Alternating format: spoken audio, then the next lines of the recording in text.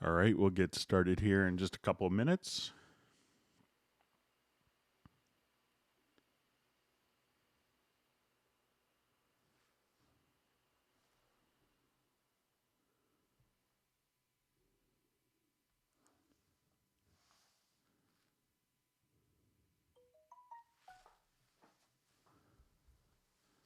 All right, so we'll get started here in just a couple of minutes. We'll let people get logged in. My name is Greg Ondo. I'm going to be doing a hangout. I'm presenting from outside Washington, D.C. area in the United States in Alexandria, Virginia. So if you want to go ahead and introduce yourself and tell us where you're from, that would be great. So seeing we'll get people logged in. All right, so we have people from the UK.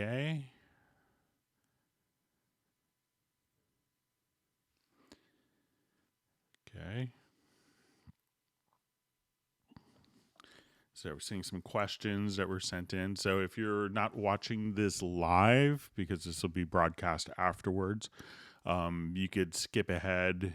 We'll let people get logged in and get their questions asked. So it can sometimes take 5 or 10 minutes. So you may want to skip ahead.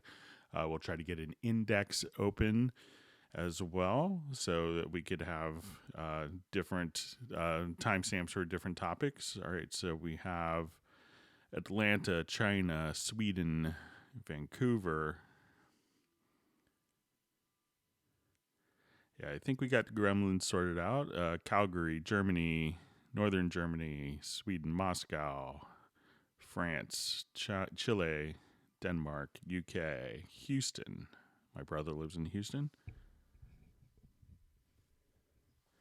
Finland, Central Florida, Deutschland, Austin.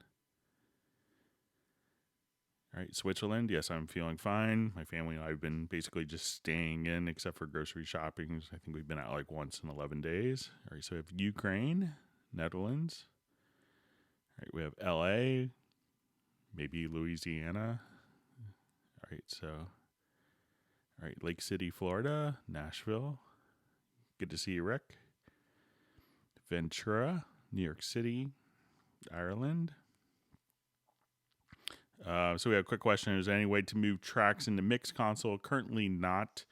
But you can move it on the project window. All right, so Chicago. All right. Thanks for all the well wishes for me. Yes, me and my family are safe. Like many of you, I'm sure my son is at home, so he may make an appearance. You may hear him scream at some point, but we're trying to keep him occupied. All right, so we have Miami, Connecticut, Rhode Island, Switzerland, Rochester, London, Saudi Arabia, Curacao. So just see a quick question. Does Reason Rack work flawlessly with Cubase? I think it just works as a VST instrument. So I haven't tried it. All right. So Romania, Tokyo, Belarus, Chicago, Netherlands, Egypt. All right. Okay, so someone else confirmed that Reason Rack works well. All right, we have Latvia, Istanbul, Hampshire, Indianapolis.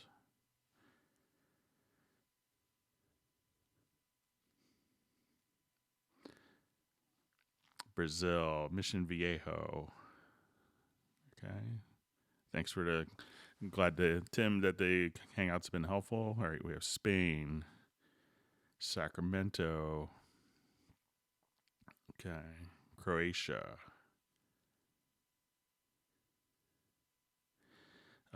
So I see a quick question. I use Ozone software and can't scale the windows. It's probably going to be more, if the plugin isn't designed to be scaled. We'll try. Now, for everyone that's introducing yourself, if you now want to start, if you have questions, you can start answering them. So if you want to just start entering questions, so I'm seeing some questions on EQ. All right. All right, so we have Bavaria, Lake Wales, Minneapolis.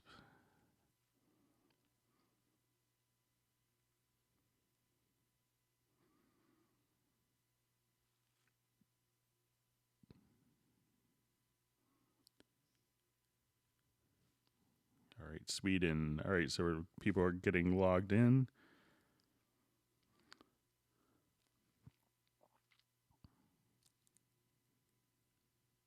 India.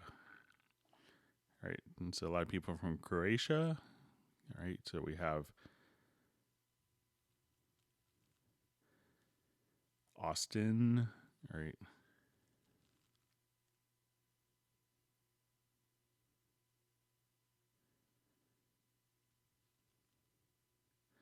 So we have a question, will you be making a tutorial on VST Connect? Yeah, so one is in the works, so hopefully we should have it out soon. I have a friend of mine that uses it extensively, so we're working on it together, and he's been through a lot of stuff that could hopefully be helpful. So, all right, we'll check the time. We'll get started here in a couple more minutes.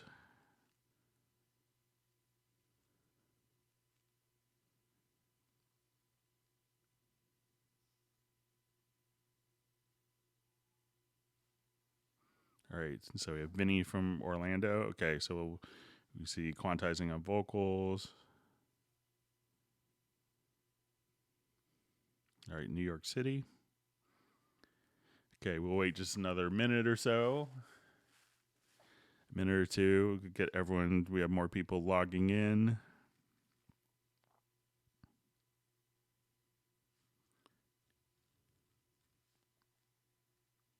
Okay, so I see the question about sticking to the scale on the piano roll.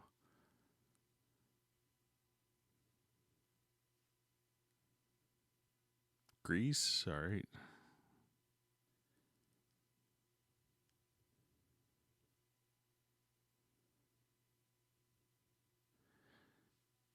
Okay.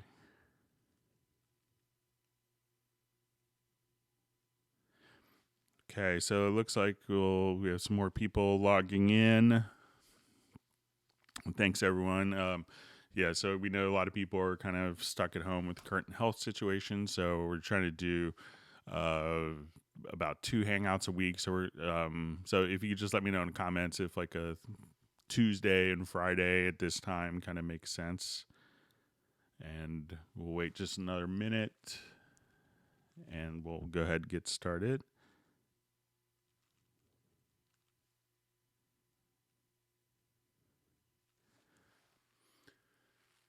Okay, so we'll go ahead and get started. It looks like we have most people logged in. All right, so let me just scroll back through different questions that we had here. Okay, so we have a question about punch in and punch out. Is it possible to punch out by hitting the play button instead of the record button? So if we were doing a punch, we could just simply, let's say if I added an audio track here, and I'll just make this a mono track. You know, there are a couple of different ways. So one thing that people do when they're recording and is just kind of come over here, and you could enable the record, and then at this point just, you know, punch in and out manually to do that.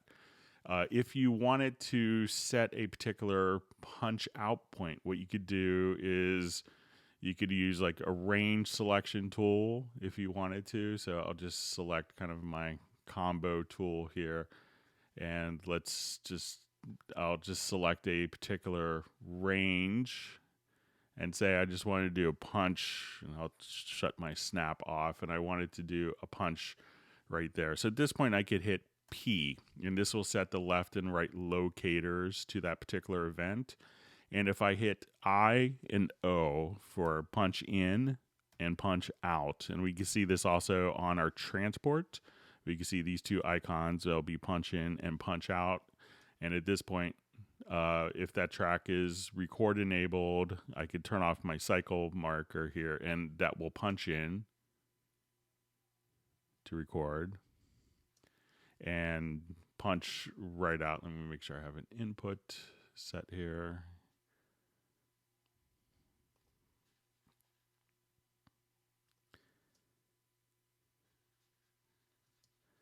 So at that point, you could just do punch in and punch out without having to manually kind of punch, set your record enable. So if I wanted to, come here. Now there's also something called punch points, and if we go to your transport, we could just simply set punch points. So I could say, let's set punch points around that range, but I want my range to actually be like my cycle to be this long. So at this point, if I have everything configured correctly, I can just kind of, it'll punch in and automatically punch out, and then you could cycle, have it punch in and punch out as well. So if you don't want to manually have to hit the record, so just hitting the play button instead of the record button, that will allow you to do the punch as you anticipate.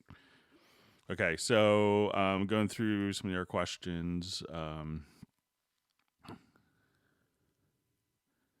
Okay, so tips and tricks on editing preferences for Cubase MIDI and audio parts. So let's look at a couple of the preferences regarding editing. So let's say if we wanted to do some of the audio editing, and let's just look through some of these. So you may see some more stuff with you see a lot of tips here on editing in Project Mix Console. So if you wanted to have, different elements automatically soloed or automatically record enabled as soon as MIDI tracks or audio tracks are selected, those are some handy preferences to be aware of. So you may see a lot of different stuff here. With the tools, you could also, I like to have kind of my extended toolbox, and that's a preference that you can have. So you could access your tools plus context sensitive functions here just by right mouse clicking, and you could change that behavior temporarily by holding down control and right clicking, and that will change the default behavior there. Going through some of the other preferences, I'll just toggle that back. So split MIDI events is a really handy one. I saw someone on a Facebook page, a Facebook post, had a long MIDI note.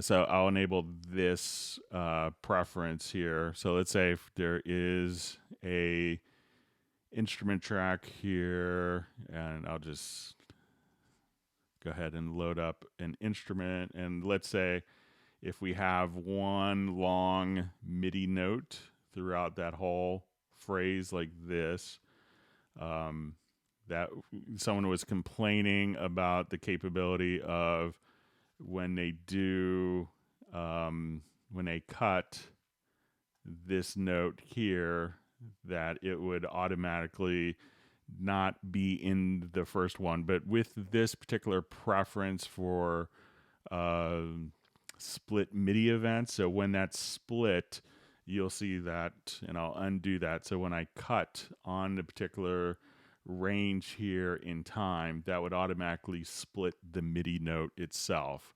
Some other handy preferences for audio editing. There's some in editing in general. One that could be really handy is to automatically select events under the cursor. Delete overlaps can make sense depending if you're working with lots of different things. But, you could just simply, a lot of times, play around with some of the different preferences, and that could help you get started. And, if you feel like you totally got stuck on a particular preference, just come right over here and you could just click on defaults, and that will restore your default behavior to go back to where you were. So, feel free to experiment. You're not going to really break anything. Okay. So it says, "Hi, Greg. Is it possible to assign the ADSR parameters of amp envelope in Groove Agent 5, SE5, all to the same for quick controls? For example, CC1 controls the attack of all active drum pads." So I think we could do this through track quick controls. So if I wanted to come here to my quick control setup, so let's say I think I have a Groove Agent in this particular project. Okay, so I'll just add one that may have more attacks. So if you wanted to use kind of and let me just think about this for a second. So we use the same for quick controls. I think let me just see if we get it set up here. So I'll just add a brand new Groove Agent SE here.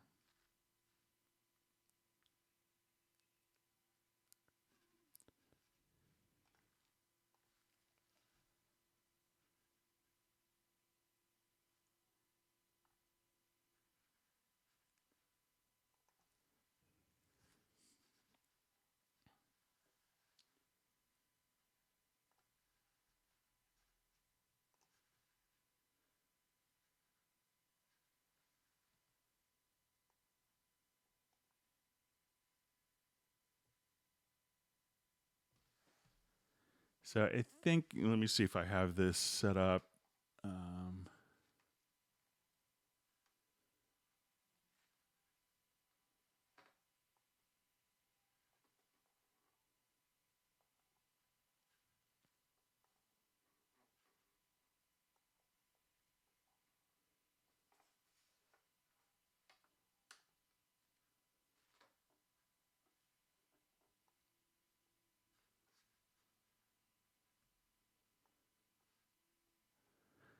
And I think if we just, I guess it's my MIDI controller. It doesn't seem to be. Just try to learn. Okay.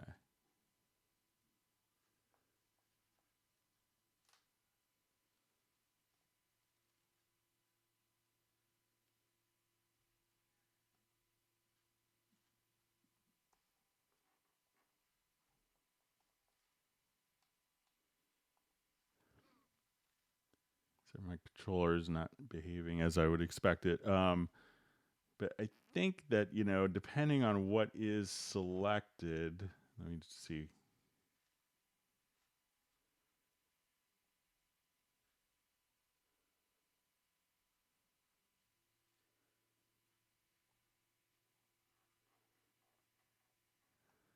That it should kind of work. So let's say if I do volume here, and I may have to come back to this, and let's say if I learn CC of volume,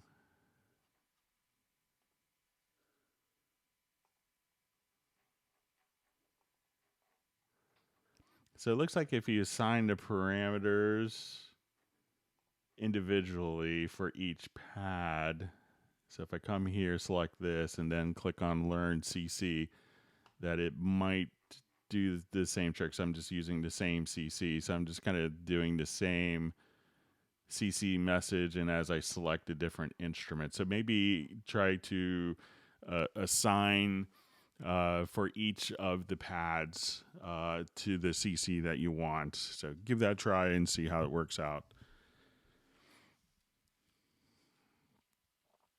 Okay, so I'm just seeing a question.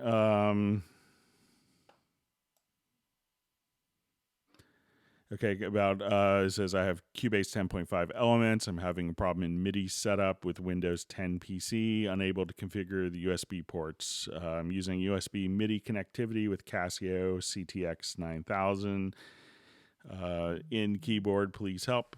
So, make sure, and I'm currently on a Mac, but what you want to do is, check your operating system and make sure that the USB driver is being recognized. Not all devices will be kind of like a class compliant MIDI device.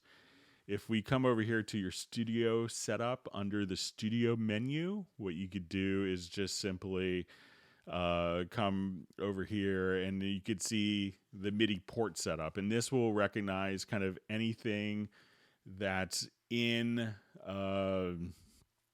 that the operating system is seeing, because how Cubase will work is it will use the MIDI interfaces that are installed in your operating system. If you don't see it listed here, this would be indicative or would show that it's perhaps not installed, the driver is not installed, or the computer is not seeing it. If the computer is not seeing it, then it's not going to actually be possible to communicate with Cubase. Now, a lot of devices will transmit MIDI over the USB port and MIDI over the 5-pin traditional MIDI DIN cable, the DIN cable. So, and it could be a little switch or a software setting that says transmit MIDI over USB or transmit MIDI over MIDI port. So make sure that that is also set up. Okay.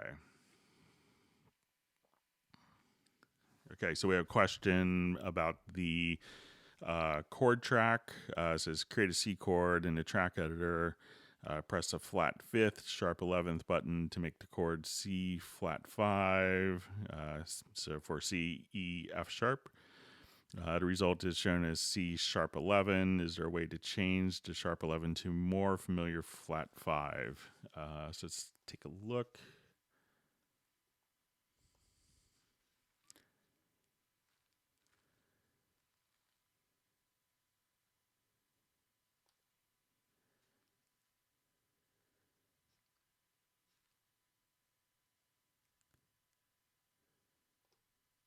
Okay, so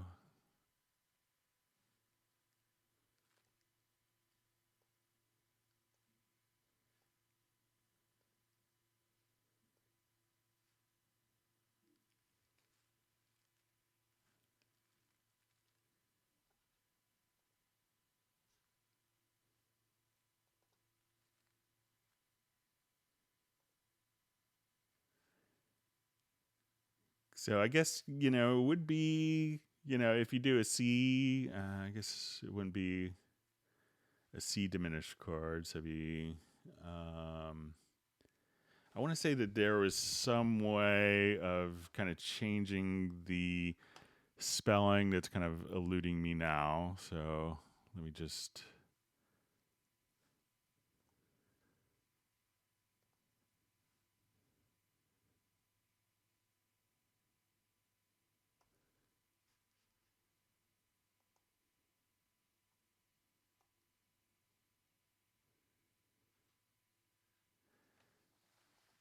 And let me just, out of curiosity, I'll just try.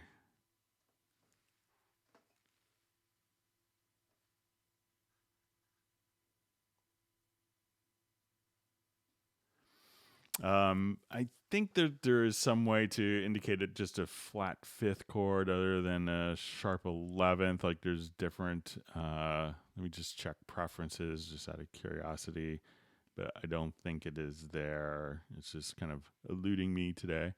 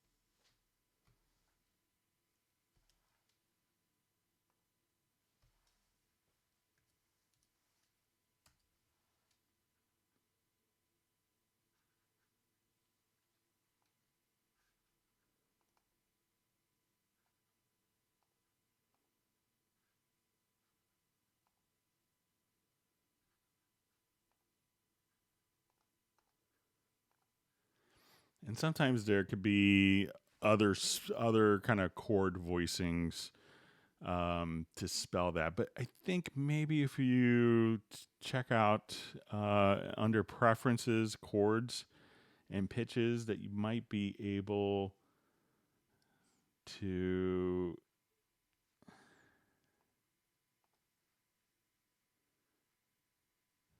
I think maybe you might be able to do it in the custom chords. I could do some more reading up on that, but that might help.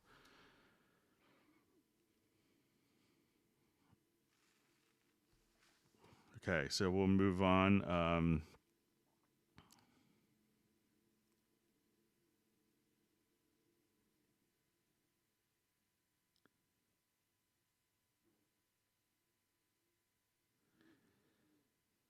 And just seeing a couple other questions about some of the chord voicings, and I know that there's some modifier key to change the chords. So I may play around and see if I could find that on the side here during the hangout. Okay. So we'll move on to some other questions. Thanks everyone for being on the hangout today.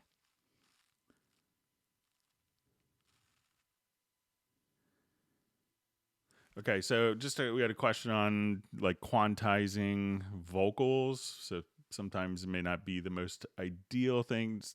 And a lot of times what I would do with vocals is, maybe not necessarily, do a hard typical quantization, but probably what a lot of people run into is, and I'll just bounce a selection here with some vocals, where you may just have to adjust timing, like maybe if the vocalist is a little bit, out of time with particular things. So if we go to the sample editor just by double clicking in our editor, and if you go to the audio warp, one of the things that you could do is, just kind of come here and you could do free warp.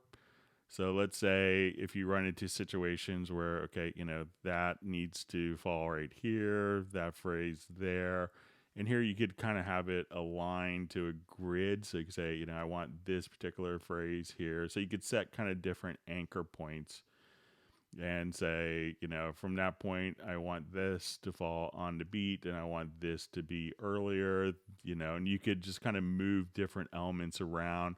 And I think that would be kind of a better method, because a lot of times you may not have to quantize. I would do kind of spot correction so you have kind of a natural feel. And again, to do that, just kind of double click and in the inspector for the sample editor, just put free warp on, and then you could just simply could adjust the timing and align it to the grid. So I think that will probably get you what you want, but if not, just kind of let me know. So, okay, so let's go through some more questions. It's great to see so many people from around the world on a hangout here. Okay. So I just see a question from, what's the update on the latest Yukon support? I haven't heard anything from Yukon in a while, especially since the company has kind of dropped a lot of support for different elements with their hardware. But I haven't heard of any issues with Yukon support, so maybe if you could give some more specifics, that would be great. But I'm not aware. I haven't heard of anything. So, and I know people that are running kind of the old, Euphonics or Avid Artist controllers still without any issues, and even some System 5s, some of the higher end stuff. Okay.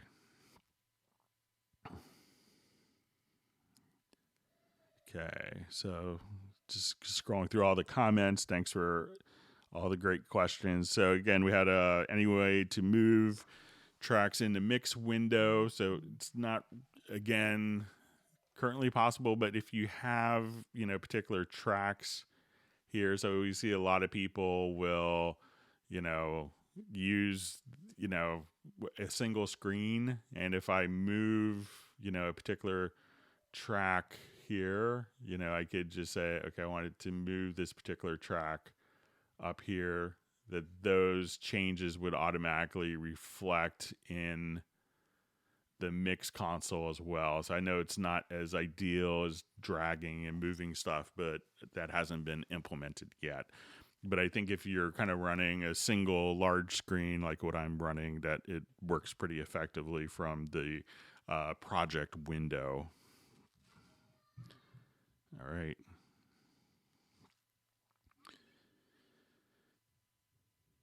Okay, so we'll go through, just going through questions. So we have a question, can you please explain analog parallel compression? So let's go ahead and do this.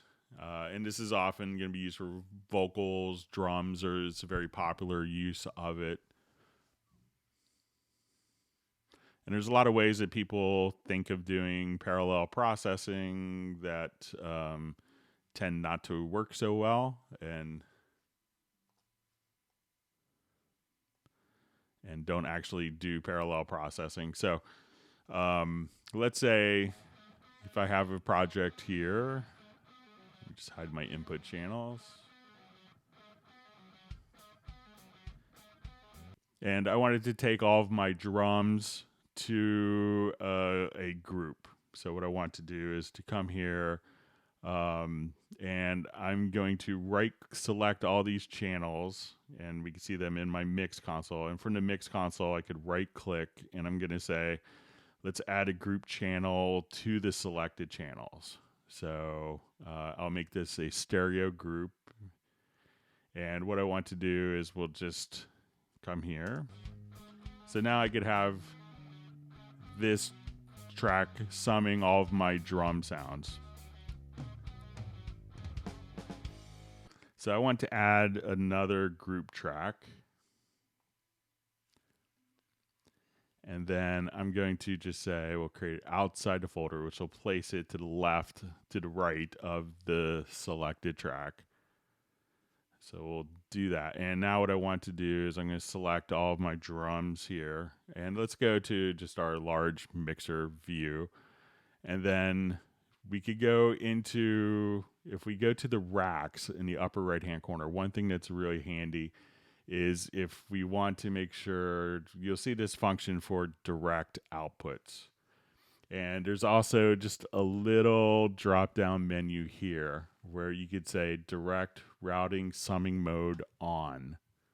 That'll be really helpful. So what I want to do now is we're going to take our routing here, and again, I'll just kind of hide my input channels. I don't need to see them right now. So all these are going to group 1. So it's being summed directly to that particular channel. And in my direct outs, I want to also send this, and I'm going to activate the quick link. And I want to send this all to group 2. So I will take those selected channels, send it all to group 2, and turn it on. So now we'll see audio that's being sent in a parallel path to these two. So what a lot of people do is kind of duplicate the tracks, and then it's not really kind of truly parallel. And at this point, we could take one of the group tracks and we could just heavily kind of squash the compression. So I'll just come here, let's put just our standard compressor on, and I just really want to kind of squash this, and we'll just do our makeup gain. We'll just add a bunch of gain here. And let's say if I just want to do some more.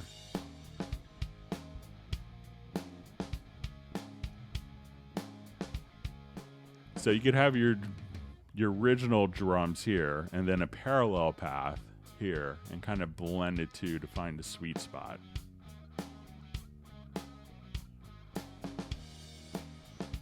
So if I just kind of take this out, hear how the drums could sound a little weak, and if I just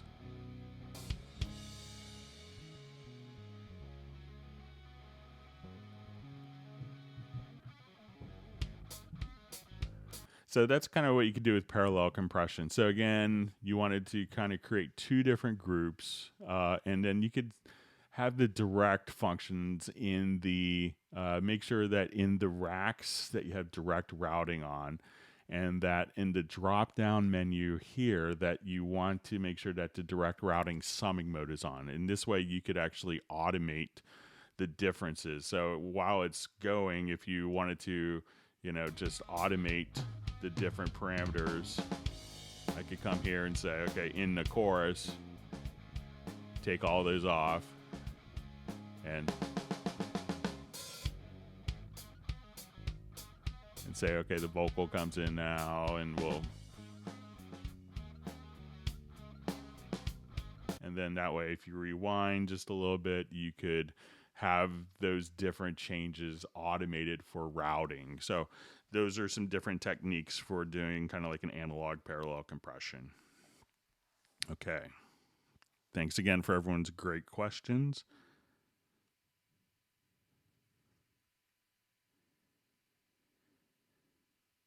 Okay. All right. Just reading through comments and stuff. A bunch of people at this point that were still introducing themselves. We'll go, okay, so we shared about quantizing vocals. So again, it says, I use Ozone software and I can't scale the windows. Any tips? If the plugin, we mentioned this a little earlier, but if the plugin itself doesn't offer scaling and it's kind of a decision of the user interface of the plugin developer, we can't really make that happen. So some people can get around it by changing your screen resolution. So if some plugins are designed to be run on like a 1920 by 1080, like a 1080p resolution, like what we see on my screen, and some aren't. So if you're running a smaller screen resolution where you have less space in your screen to deal with things, sometimes it could be a little harder, but you could contact the plugin developer to see if they could offer window scaling, or try to adjust your actual display resolution. Okay, so we have a question. Is there a way to view the channel strip EQ as knobs? I can change when viewing, but not in the EQ. So let's go ahead and open up a particular channel strip here. Okay.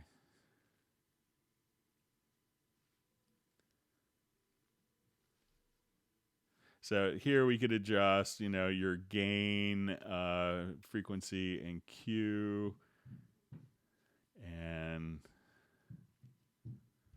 let's see, you probably hear my son running upstairs maybe. I think that this is going to be kind of fixed for the sliders, but if you have the actual channel strip here, you could just change the different, whether you want it to be knobs.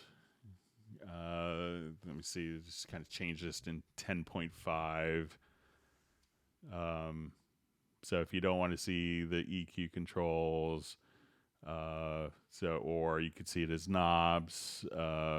So you have some of these different settings and kind of the main the main EQ view, but I believe in the channel strip, it's going to be kind of fixed, to be the sliders. But I can see where that makes sense, but it may be kind of optimized that having the knobs here may, not fit in as well. I don't see a way of changing that. Let me just see if there's, so I don't see that within the actual strip itself, or seeing it here in the lower left-hand corner. But if you wanted to do it on the main, which it seems like you figured out how to do in 10.5, you could just click on the settings. So if you don't want to see the EQ, or if you want to see knobs versus sliders, and let me see if I have that as sliders, that won't make a difference here.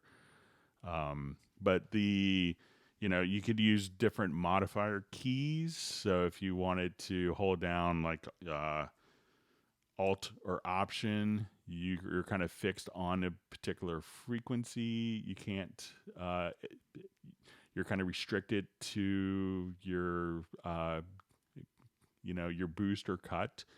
If you hold down Command, you're restricted to only one particular frequency. And I think that'd be Command Control, and I think Shift is the other one. So you could hold down modifier keys here, but I don't know a way to have this show as knobs either here or here. Okay. So it says, hi, how can I make visible the 16 insert slots on the mix console? So I think 16 insert slots, it could be dependent on your actual version. So this thing came in 9.5. So right now we have this set up for showing like one insert at a time, like in our mix console. And I think if we go to our mix console here, we could see our other inserts and sends here. And these will be kind of a fixed amount. So if I wanted to go to my full screen mixer, we could, let's see if I could, it's one of these.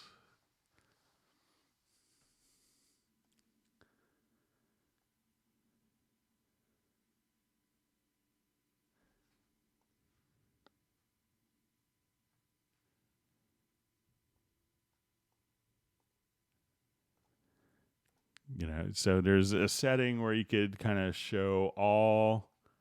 Don't think it's gonna be in there. Sorry, I'm just. Okay, so you could see fixed number of slots. So if you come over here, we could see all of. So it's just this little icon here. So just to the right of racks, where you could have fixed number of slots. So this way, it'll only show kind of how many. The list will grow depending on how many plugins that you have instantiated. I'll just turn off quick link there really quickly.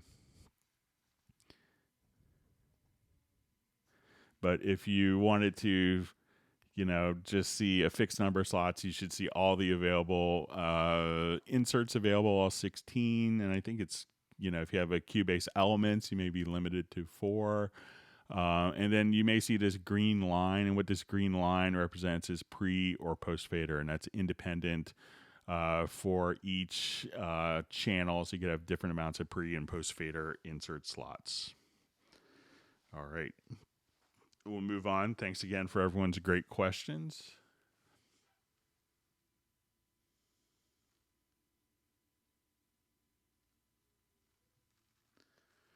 Okay, so we have a question. Is there a way to click an edit window and edit during playback? So let me just revert this before I destroyed the song.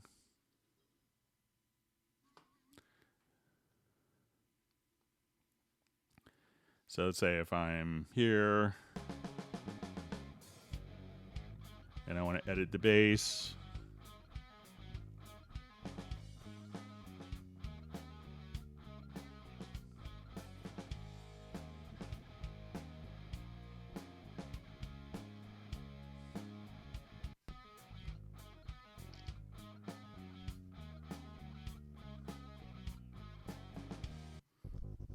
So, if you want to,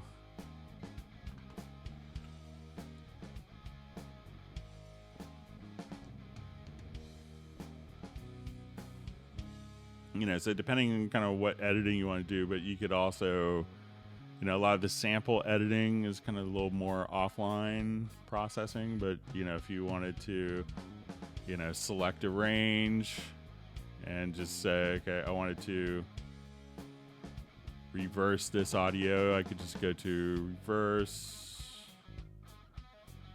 and you could just do that while it plays.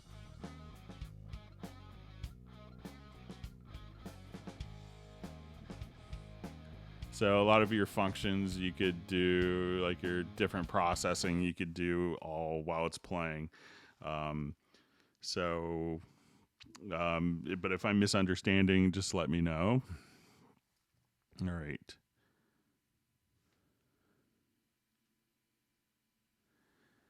Okay, so I see a question. What about when naming the mixer tracks cause naming the lane tracks too?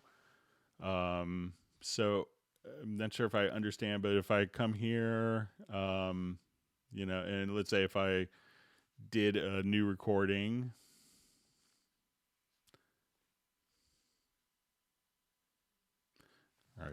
we'll give this a name of Hangout Test.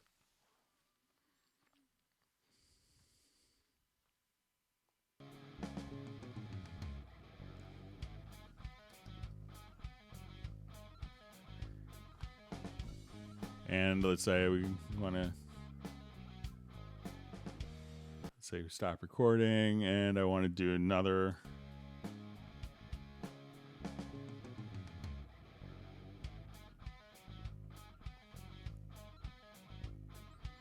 And I think this may be about asking if the names are carried over into the lanes. I could be mistaken, but we'll try it again. So just come here, let's say we'll punch.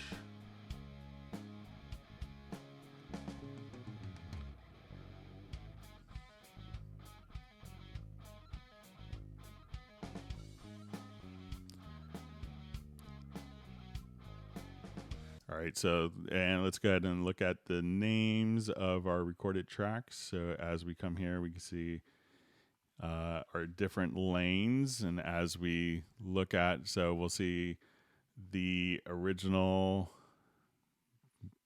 name here. So you'll see just changed with just adding a different number. So so I think that's maybe what the question was about. But so as you name the tracks, the lanes will, those audio files will be carried over and just incrementally added, incrementally, numerically added to the name after. Okay.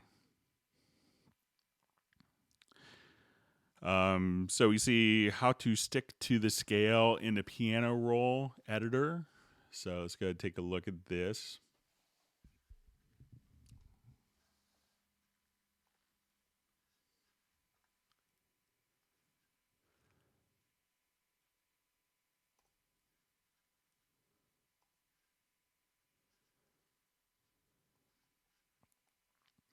Okay, so if I wanted to, let's say I want to do some horrible 21st century composition, I'll just go to my line tool and I'll switch it to paintbrush. And let's say I just wanted to paint in some beautiful scores here. So you could, if you want to, and I see this question a lot from different people, where it's like, okay, I want to restrict it to the scale. And generally, I would say that could be a pretty bad thing to do, because, real music will have accidentals and notes that will be out of key. Now, I understand, maybe, if when you're doing stuff that, you may want to have it automatically stick to a particular key, you could do like an input transformer, I think. So let's say if I want to transform type is equal to notes, and say value 1 transpose to scale. So if you do this on the input transformer, as you play in notes, and the input transformer is kind of like a live input version of the logical editor. And on a MIDI track, we could set this up where we could just click here right below the E's, this little squiggly line, and we could set this globally or for a local track. So what we could do is we could set up conditions. So we want to say we want to transform MIDI notes, and the value, which on a MIDI note message, value 1 will be pitch, value 2 will be down velocity, value 3 will be up or release velocity. We could choose to transpose. We'll say our value 1, the notes, we wanted to automatically transpose to scale, and you could pick your scale just like this. I say I want it to be in D major. So now as you play in, everything would automatically be transposed and would be restricted to being in D major. Now if you hit 3 notes are out of key, it may try to resolve those to the same pitch within, so if you're in D major and you hit an F natural and let's say a G and an F, let's say a G sharp, it may, depending on, it'll pull it to one of the notes. Now, if we have a performance already done, we could come over here and just from the MIDI menu, kind of do the same function from the logical editor. So we could open up the logical editor and say, type is equal to note, and then I want value 1, and we say transpose to scale, and I want it to be an F major scale. So now I could do that and hit apply, and all those notes will shift to automatically be within scale. And again, it's totally fine to have notes that aren't in key. You're going to have accidentals. It's been done from everyone from, the Beatles to Bach to Motown to Miles Davis have all used accidentals with great care and intent. So, but if you have to kind of restrict to particular scales, those are some ways to do it. Okay. So going through some, so I see a question, when is Cubase 11 out? For the last 6 or 7 years, they've been kind of on a yearly cycle. So, Cubase 10.5 has just come out in November. So, it's kind of been a pretty steady cycle. So I'm not sure exactly when it's going to be coming out. Obviously, our developers, most of the people at Steinberg with the coronavirus are working from home. But they're still working on stuff. So, it's usually in the fall is when release schedules are, just looking at it historically. But, might be altered with different working environments that people are in, and that the world is in now, obviously. Okay, so we're seeing more questions on the piano roll and the scale.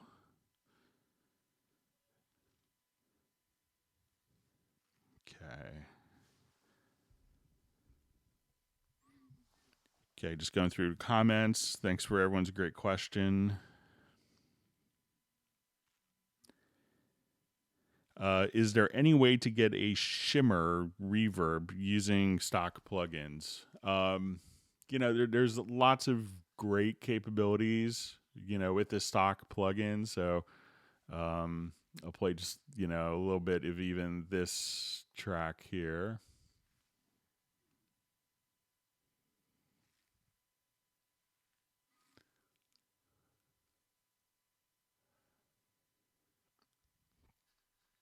And I'll just revert it really quickly because I probably destroyed it in editing different aspects.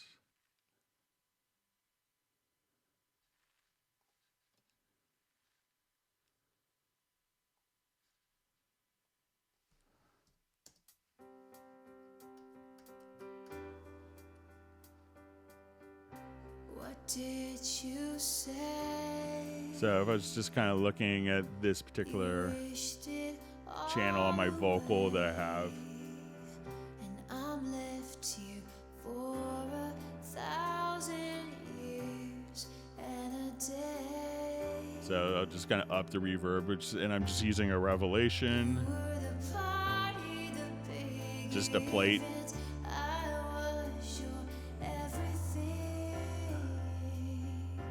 So if you wanted to add shimmer, sometimes one trick that a lot of people miss is when they go to like their effects return channel. So we'll just kind of come here.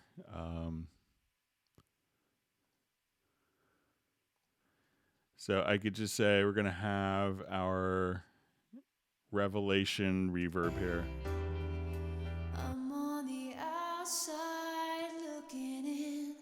So if you come here, one old school trick you can make less great sounding reverbs like a little better is to just kind of come here and EQ.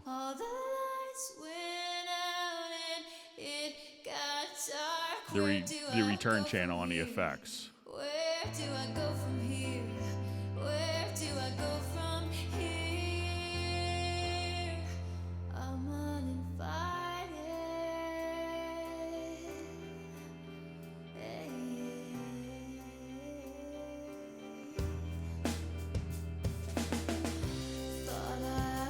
and also I get a lot of people when they send me projects, I see that they're running, 6 or 7 different reverbs that are all kind of fighting against each other. So, and that could take focus away. So, I use a lot of the plate reverbs, and with Cubase 10, Reverence, the convolution reverb, came with a whole new suite of plates that were like very good.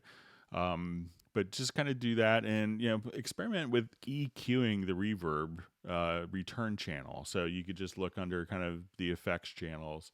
And I get, great results using kind of, Revelation and Reverence. And, check out the plates. And it could really be dependent on source material, obviously, So, but I've done like very critical stuff for, like really snobby classical recording and editing people, where I remember a long time ago I did a project that was released for a friend of mine in college, and it was everyone was really puzzled over the reverb, and it was just like the Reverb A plugin that came with Cubase years and years ago. It's been discontinued. Everyone was just like, oh, it sounds so amazing, but just kind of be judicious with the reverb. And sometimes people I see and hear kind of thinking too much about the reverb and not really setting a space or an environment. But, to make it shimmer, try adding a little bit of EQ on the return channel of the effect. Okay, going through more questions. Thanks, everyone, for great questions. Hope everyone's learning a couple things. Okay, says, I know you have gotten this question probably 1,000 times, but is there a way to show the marker track and its markers in the editor window? Currently not, I believe we'll see it in the future, and we discussed it a bit on the last Hangout.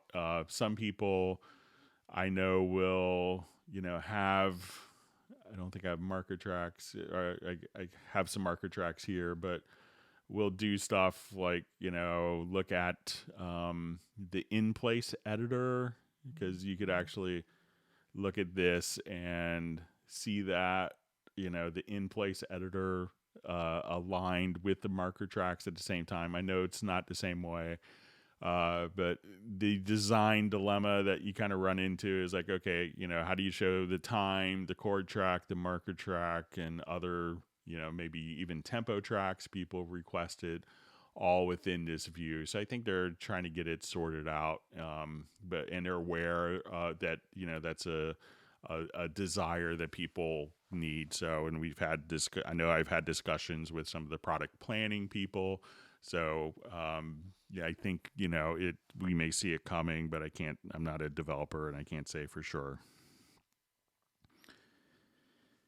Okay. All right. So we have any possibility to preview loops in Cubase, something like Ableton, Digital Performer, Logic Pro's touch tracks. You could preview lots of loops inside of Cubase already. So say if I'm here, I go to my MediaBay. What did you say? Sorry, I'll just revert that quickly. And I'm not familiar with the touch tracks, but if you kind of come here,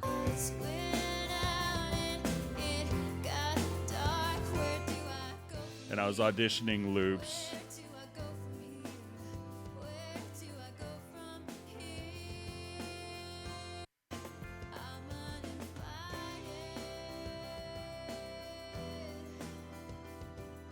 And I could just click on this little Align Beats to Project.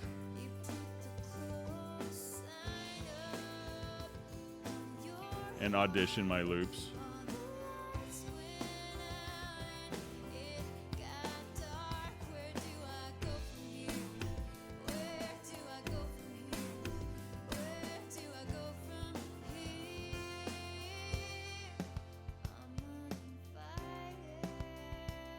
And this will automatically align them to the tempo.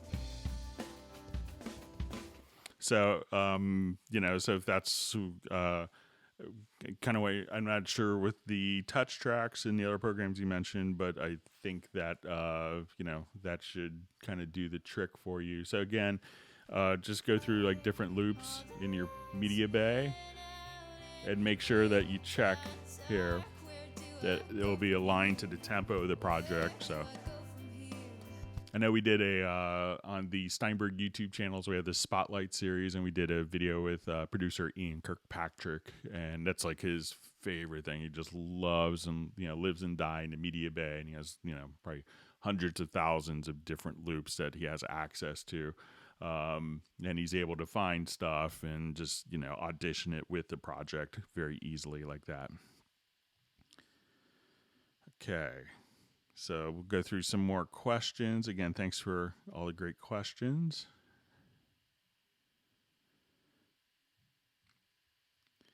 Okay, so we had a question. What's the best way to capture audio in Groove Agent for sampling internal audio? So I haven't done this in a while. See if I can remember how.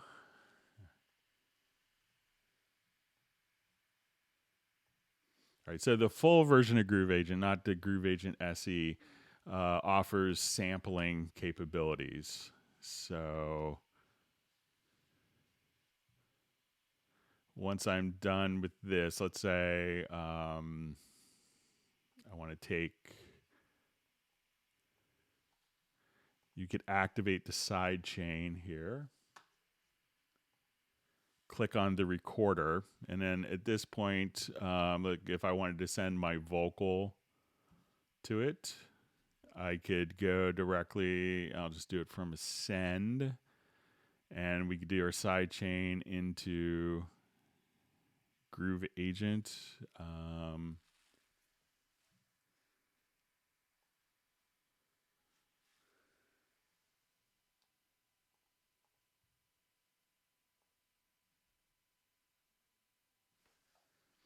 Okay, so I have two instances of Groove Agent, so we'll see which one it is. So I will see if this is it,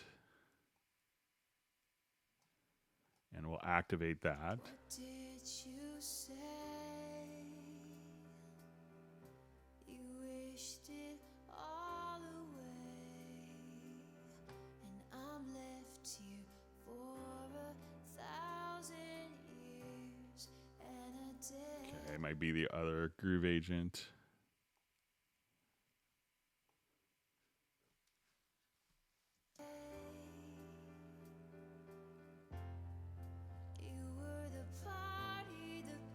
And then really that's kind of all you have to do is you could just trigger.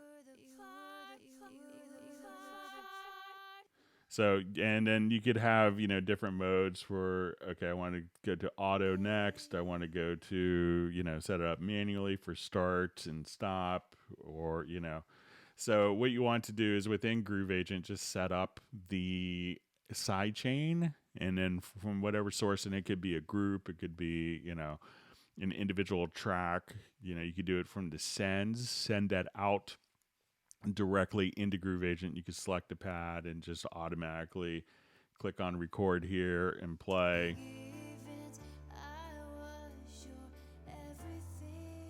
And then if you want to do some more interesting aspects, you could take this. And let's say, okay, I just wanted to, do some editing on that. We could, do all sorts of, okay, I want this to start here. I want the sample to end right at that point. And if you wanted to slice, you could automatically kind of create slices. And now you could choose to, just, and then you could have, like, if you want to do like vocal chops very easily, you could do that. So, so make sure that you have sidechain activated, and this is a Groove Agent 5 thing. So it's a, sampling drum machine that actually samples. So it could be really handy. Okay.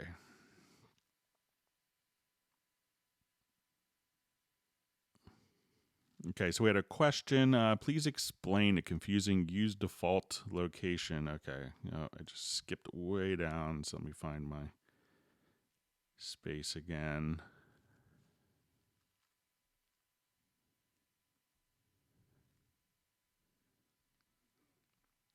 All right, we have lots of questions to get through.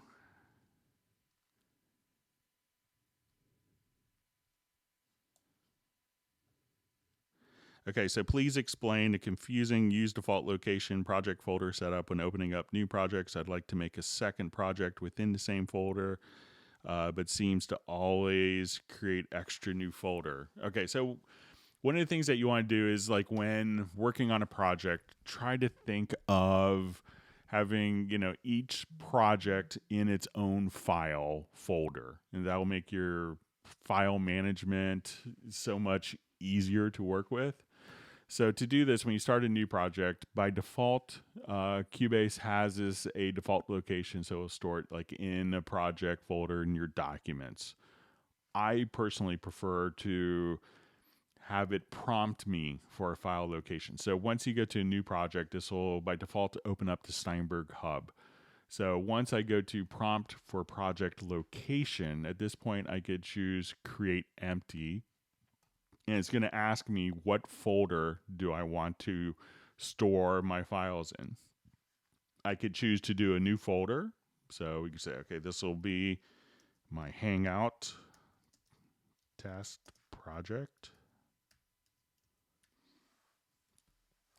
And now as I start my project, everything would go directly into that particular folder. When you do another song, simply, create a new folder.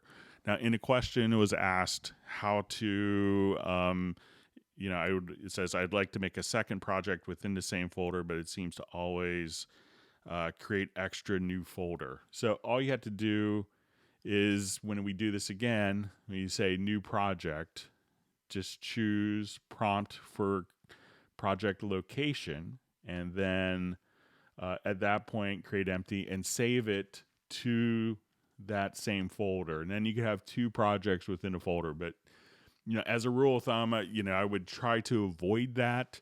You could have a subfolder, like maybe if one folder is the album and each subfolder is a different song, that could make sense. But, I see, and sometimes some of the, world's most acclaimed audio engineers, I get this question from of, all of a sudden I deleted a file and it's playing back like a kick drum from, a different project. And it's because they just put everything into one folder and they called it kick, and it was kick 01 through kick, 19,422. So, just for file management, I would always advise a different file, a different folder for each project, but you can set that up just by in the hub, and it's a little subdued, but you can click here for prompt for project file location, and then you could store it wherever you want. Okay, we'll go through.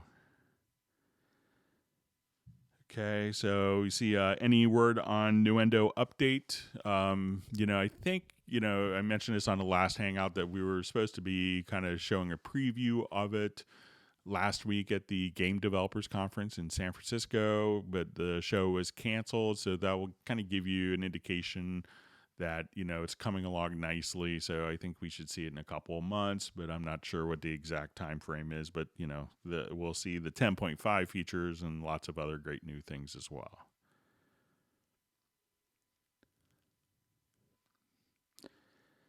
Okay, question. Are there any plans of updating the track preset functionality to also include buses and effects tracks?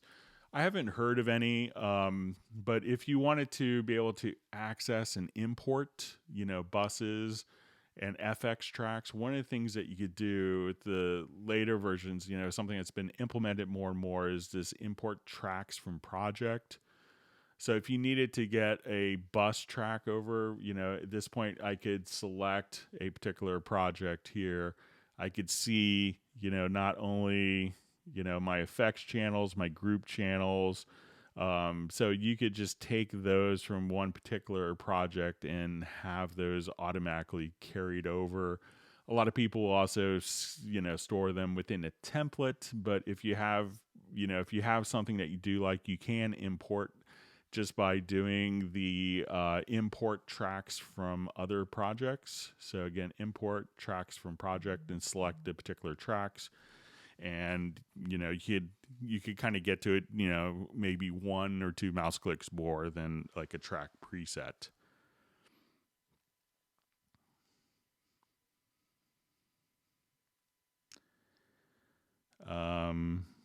Okay, so let's see. Is there a way to use a drum mic audio wave to trigger VST MIDI? Yeah, so if we wanted to come here, I'll use this project here.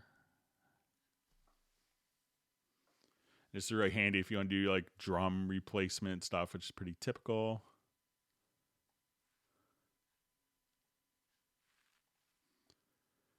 So let's say someone comes and maybe didn't like their drums so much. So let's say we're listening.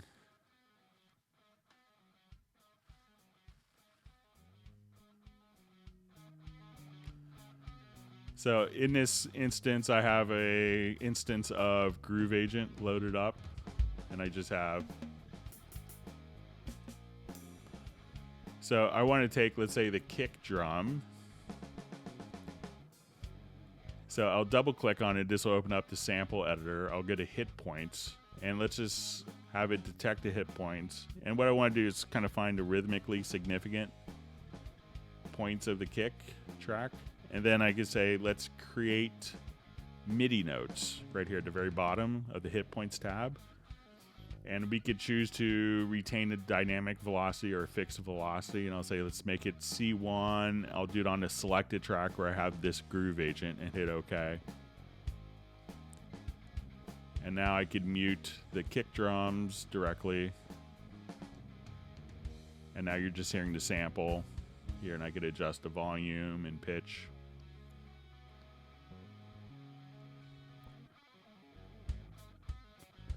And if I wanted to just combine the 3 kick mics with the sample, or just have the sample. So that's an easy way of doing kind of drum replacement, and also, if you have it, if you wanted to use, a combination of this drummer came in, his kit sounded awesome. We could just select, multiple events here. I'll just grab my range tool real quick. And let's say from the top, and where we had our 3 sources. And now I could drag these to a drum pad in Groove Agent. I could choose to layer them. So I could have kind of all 3 samples if you wanted to take the sounds. But if you want to replace it with samples from and kind of augment or replace and do drum mapping, it's very easy to do. So again, double click on the track that you want to replace, go into the sample editor. So you'll see this, go to hit points, calculate the hit points and choose create MIDI notes, choose what pitch. It probably makes sense to retain the original dynamic velocity, and then your destination, and you should be all set.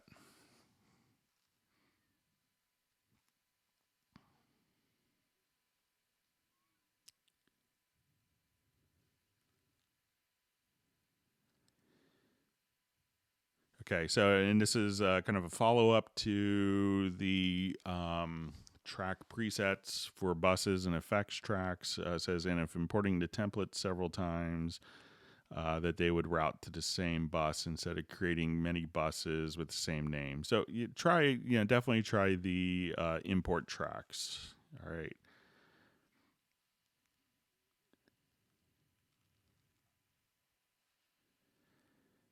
Okay, so we had quick question regarding audio interfaces. Would it be worthwhile to upgrade a UR44 to the recently new UR44C, which has USB 3? yeah, obviously we would love to sell you more audio interfaces. The UR44 is a great interface. The UR44C is, for the number of inputs and outputs that you have on it, you may not need USB 3 functionality for that. So the bandwidth of the data going in and out of the interface for the 6 inputs and 4 outputs, USB 2 can handle that bandwidth fine. The USB 3 comes in handy for, it's kind of a bit more future proof for connectivity. And it also, the UR44C does have 32-bit integer converters. So it's kind of a newer generation of converters. So you could definitely upgrade. But, if your interface is working, I tend to hold on to stuff, and I've like a really tall rack of old stuff that I've held on to. There's no absolute reason to upgrade. But if you have a new Mac or a computer that has USB-C, it can be very convenient for that. So it's really, you can make your choice on what works for you.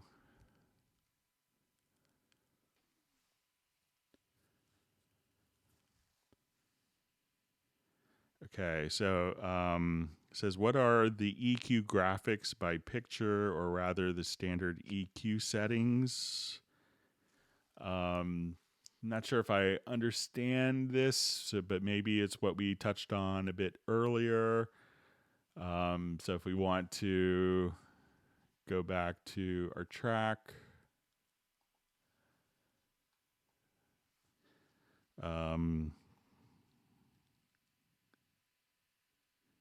so these are kind of, I believe the default EQ settings is with sliders. And again, this could be changed to knobs if you want. Because if maybe Freeman Lupupa, I probably mispronounced that, and I apologize. But maybe if you could reiterate the question later. Okay.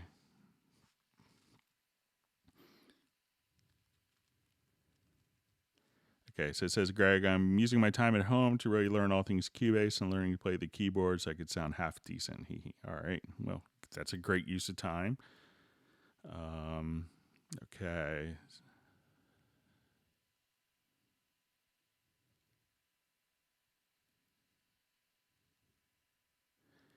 Okay, so question from Greg McCarty. Good to see you on a Hangout. He's been a long-time Hangout attendee. How can I keep the transport bar visible at the bottom of the key editor and the mixer window? I only see it on the control panel.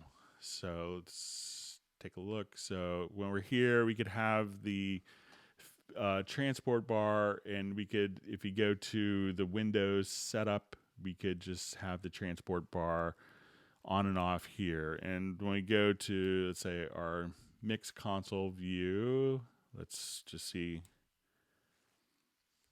and you could kind of rearrange this window, I believe. So let's make it a little shorter.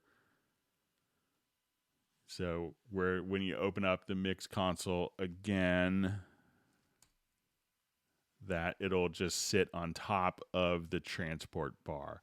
So maybe try to resize the windows slightly so that they're not full screen.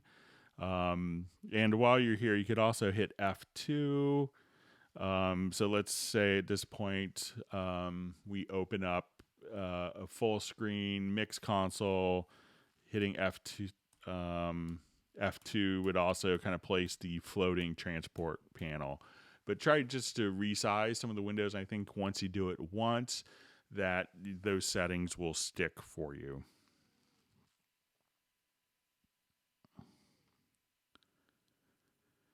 Okay. So Roger Hooper, glad to see you on a Hangout. Usually, and the question is about answering Dorico questions. So, there are separate Dorico Hangouts. So it might make sense. And Roger's an old friend for almost probably 28 years, and I could give you a call and answer some of the Dorico questions. So I could touch base with you on that. I know you've been learning it and you kind of switched over to the SE version. So maybe I'll reach out to you after because we have lots of Cubase questions. Okay.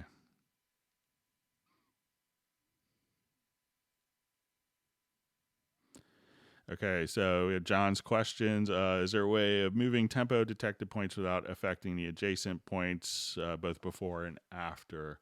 So let me just see if I have.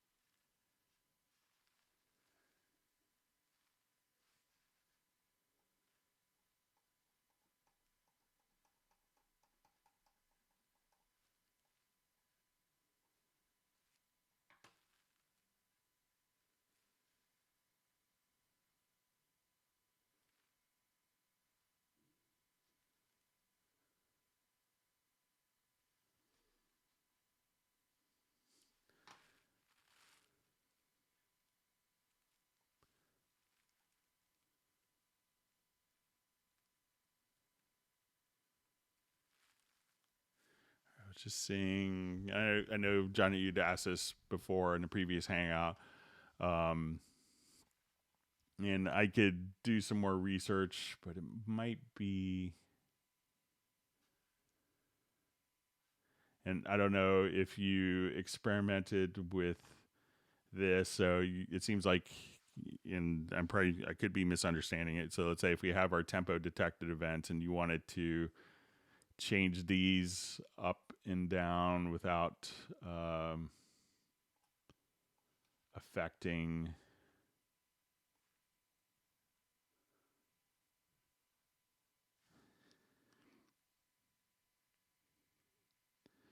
Okay, so it says, is there a way of moving tempo detected points without affecting adjacent points both before and after the selection? So if I select these points here and if I move them,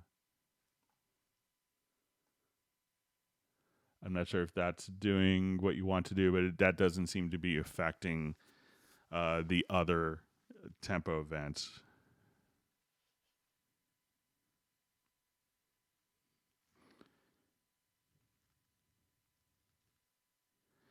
Okay, so let's go through some more questions. Looks like there's lots of great questions to go through. Hope everyone's learning a tip or trick or two.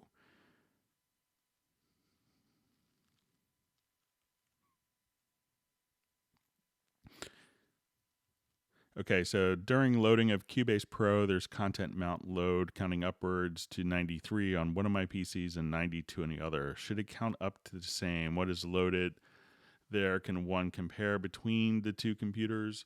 It could be just a simple, library of some kind that maybe is on one of the systems. It's not on the others. Probably if you go to MediaBay, you might be able to just look at VST sound, and you could probably see how many audio files there are. It could be something like Steinberg released a free library for PadShop 2 last week, Synergy, and maybe that is installed on one system and not on the others.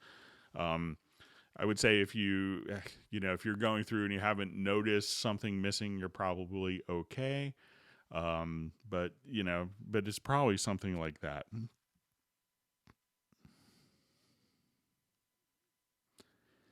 Okay, let's go through.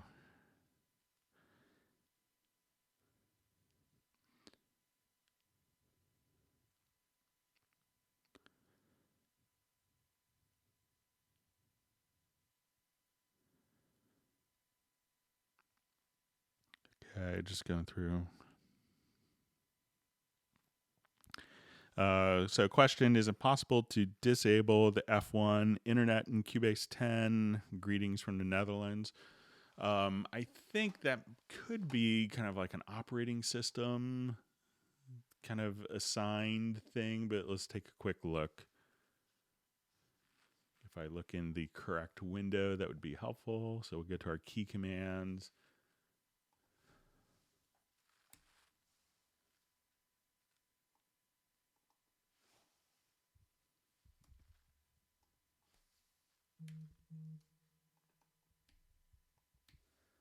Yeah, so it doesn't, I think that may be kind of reserved by the operating system for help.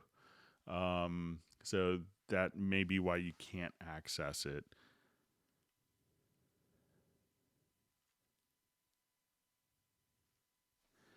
Okay, question, can we please get an official hardware controller for Groove Agent full version? You can really map almost any MIDI controller for Groove Agent. So it could be like, any, I know people that are using, electronic drum sets. They're using pads that, like our CMC series, like a CMC PD controller.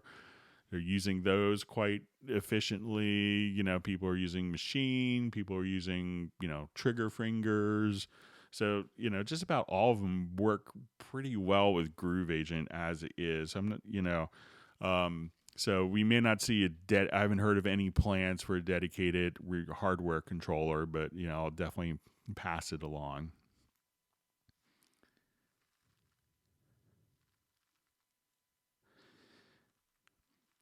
Okay, so question. When you overdub, is there a monitor mode that will play music back when the content is present and will be in record monitor when it's not? Probably the record mode you want is in the preferences, and under VST, try switch the auto monitoring style here to tape machine. By default, it's set to manual. I've kind of mentioned this many times that the default behavior should probably be tape machine. It's kind of what people are expecting. So once again, when you want to, again, the question was, when you overdub, is there a monitor mode that will play music back when the content is present, will be in record monitor when it's not. So preferences to VST and set the auto monitoring style to tape machine style.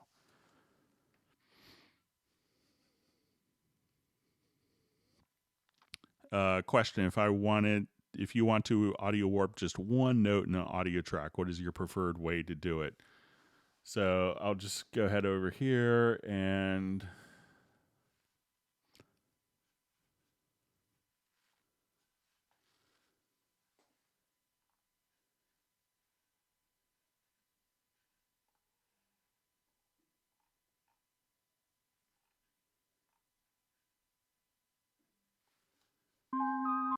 okay, so let's say,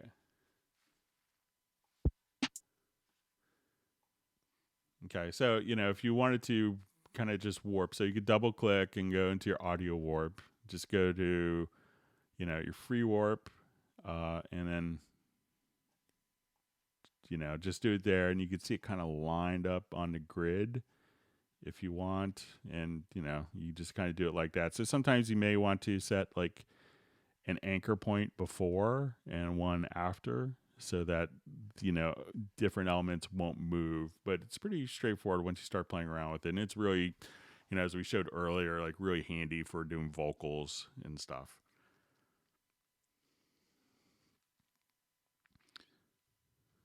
Okay.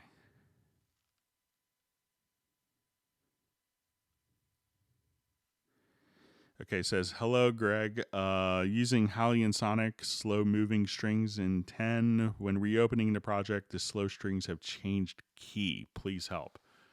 Check, there's a setting within the Sonic SE. So if we go under synth to Sonic SE, make sure sometimes this happens if you go to the MIDI tab. So if we have a particular sound here,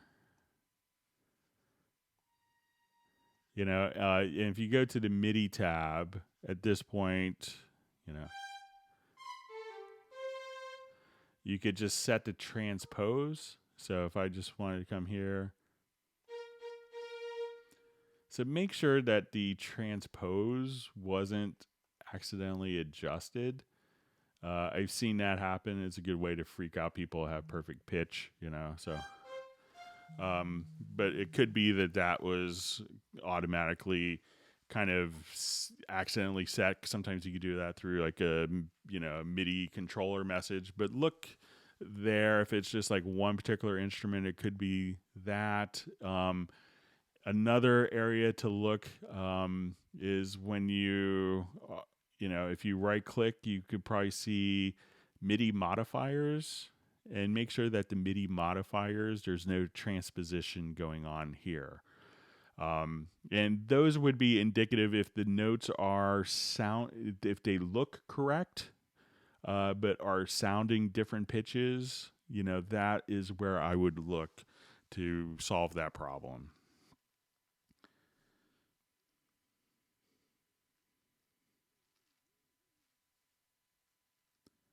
Okay.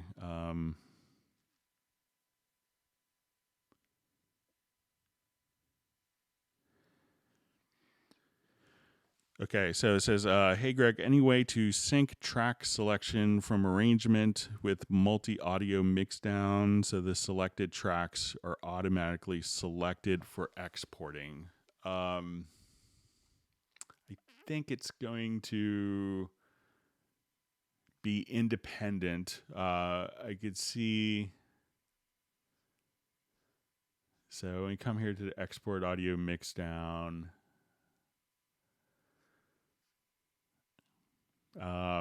So we want the selected tracks.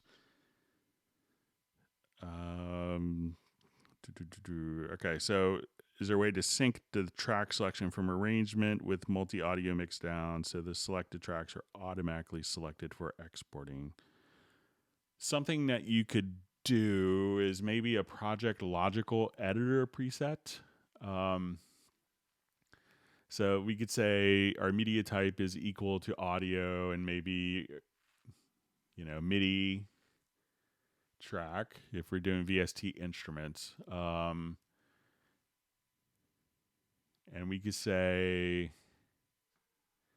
the condition is set to property is set to event is selected.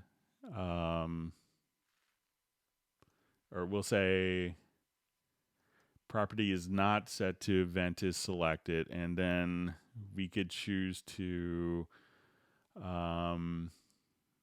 try a track operation. We want to let's see if there's a way to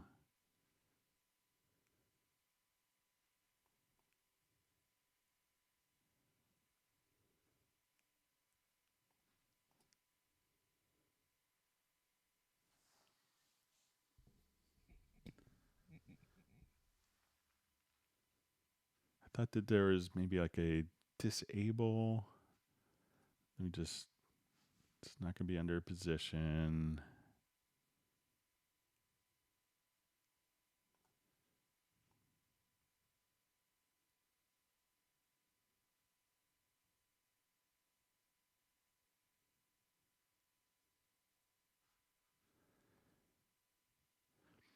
Okay, so I think what you could do, so what we want to do is to take the audio MIDI tracks that is set to not selected. Okay, we're going to create just a macro here. So if we go to our key commands, let's make a new macro. And we'll call it disable tracks. And it'll be kind of an odd macro because it's only going to be one function.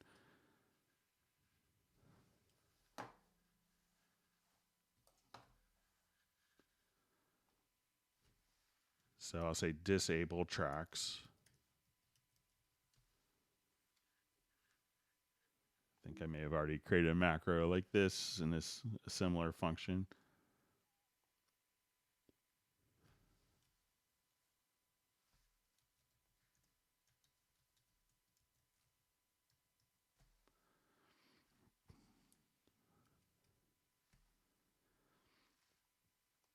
Okay, so if we, at this point, we can say our media type is equal to audio, media type is equal to MIDI, and the property is not set to selected. So if it's not selected, what we could do is run the macro for disabled tracks. And I think what that'll do is that will automatically disable. Let's see if I. So, like, this track wasn't selected and it was disabled. And then let me see if it shows up in the export audio mixdown.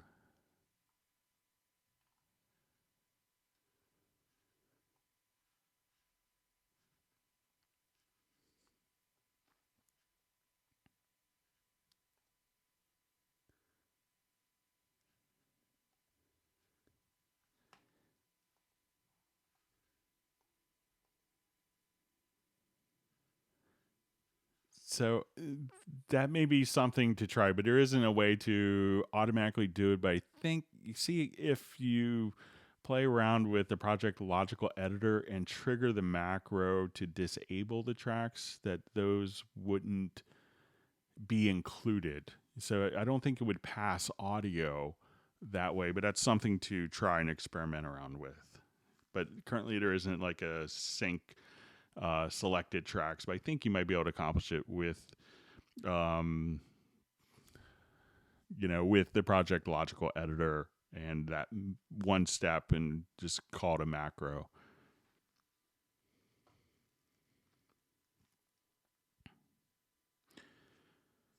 Okay, so question is, hey Greg, is there a disregard take if you know before you press stop recording is a bad take?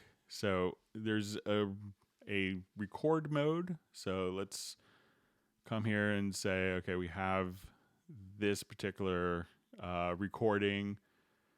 So I think it's going to be under transport.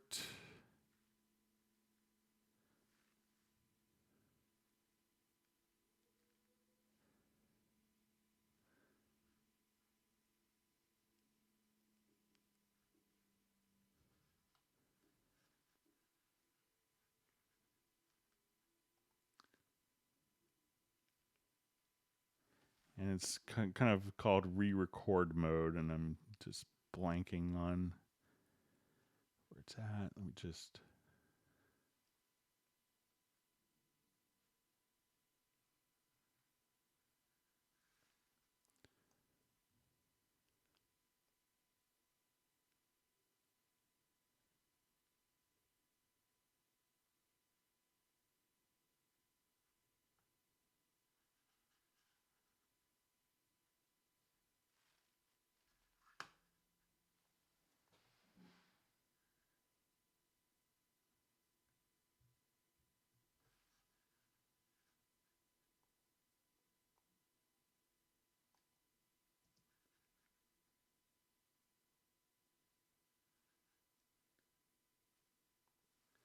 Okay, so I think if we go over here to audio. Okay, re-record mode. So there's common record methods. So let's say if you do a recording and you know it's bad, you could just, and let me just remember what the keyboard shortcut is. Sorry.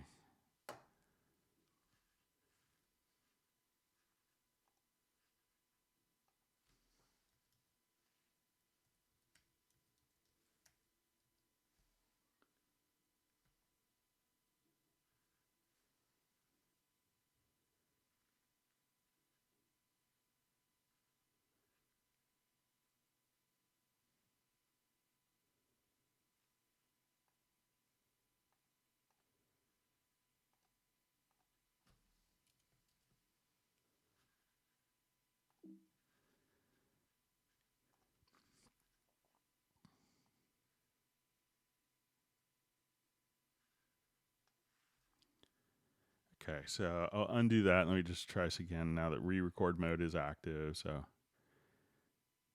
let's say I stop and hit record again. Let me just...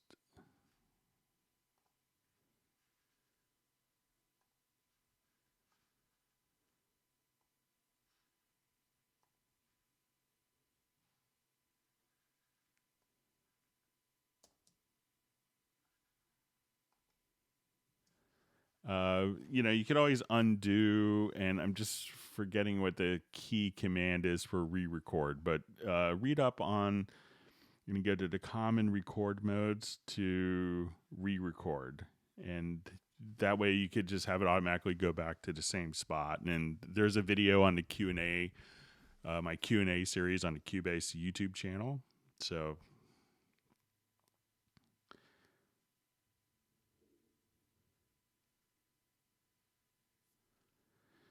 okay, so question: musical mode, time stretchable by default for all audio tracks recorded. Is it possible to set this so all new audio recorded has this flag checked by default? So I think it could depend on, like, if you have bars and beats. So let's say if I record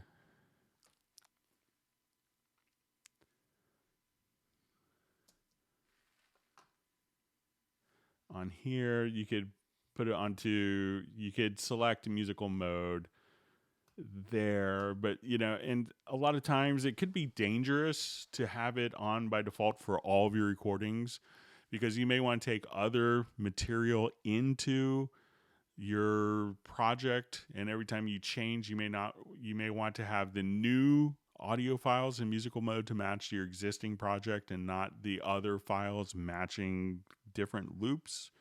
So I think that's kind of the intention, because it could bite you a bit later if you're not careful with that. So I think that's why it's kind of set up that way.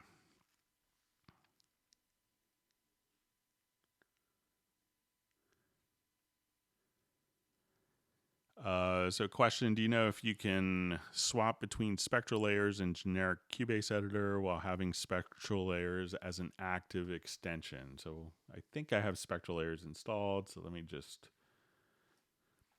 jump back here and just throw a quick file in.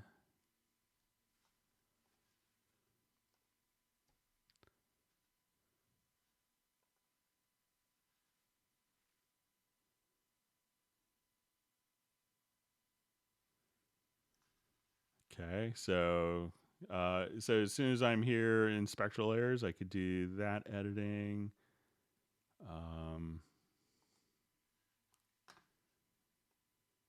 And I haven't become an expert on spectral layers, so let's say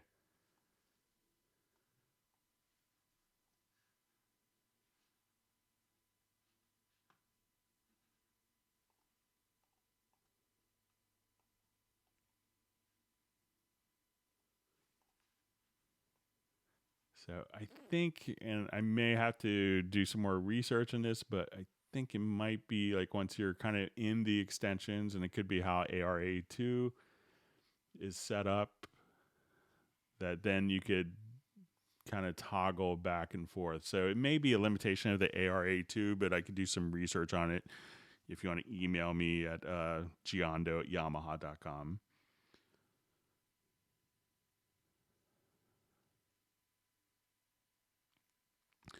Okay, so question: in Hallian Sonic, is there a way to drag whatever chords the pads play when there's a preset per chords onto the MIDI notes so you can see what notes it's playing? So let's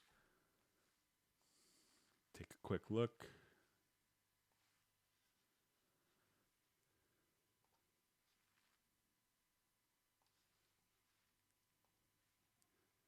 And see if I could find something that has maybe some guitar stuff, might have some chords.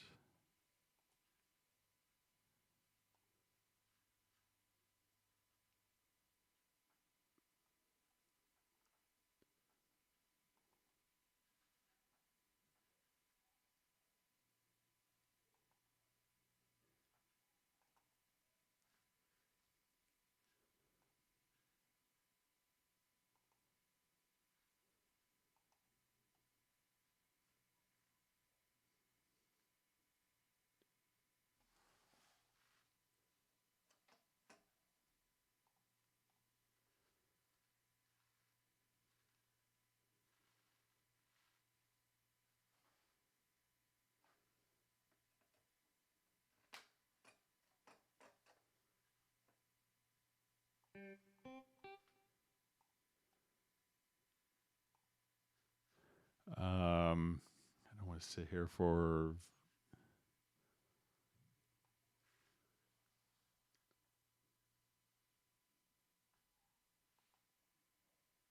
See if I can find a preset that has some chord patterns, chord pads in it.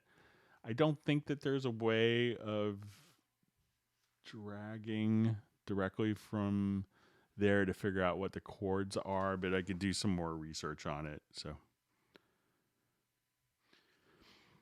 okay, question. Can you explain the ambisonics ambi converter a little, please? I just upgraded 10.5 and can't seem to see its use. So, when you deal with, there's different audio file formats, especially for 360-degree audio.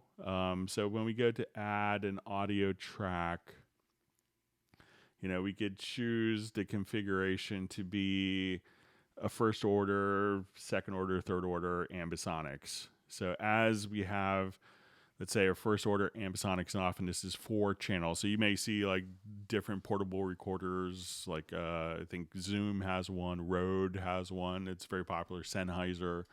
And this is to kind of capture audio in a 360-degree sphere. So when we come to that particular track, we can now, when we get to our inserts, we could now have, this automatically kind of convert between, the Fuma and ambisonics. So it's not going to work with kind of a traditional, it has to be kind of a file that's been recorded in ambisonics for it to work. So, kind of taking a normal audio file that hasn't kind of been recorded that way, may not make so much sense. Okay, let's go on. Okay, so question, will the stream be available later to watch? I need to go over some of this. Excuse me. Yeah, the stream will be available to watch on the YouTube channel.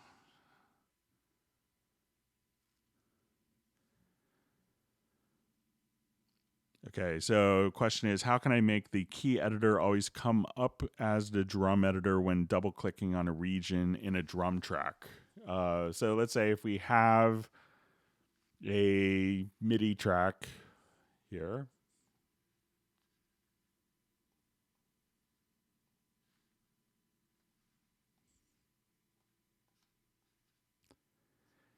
And I start this off and I'm programming something in the drum editor.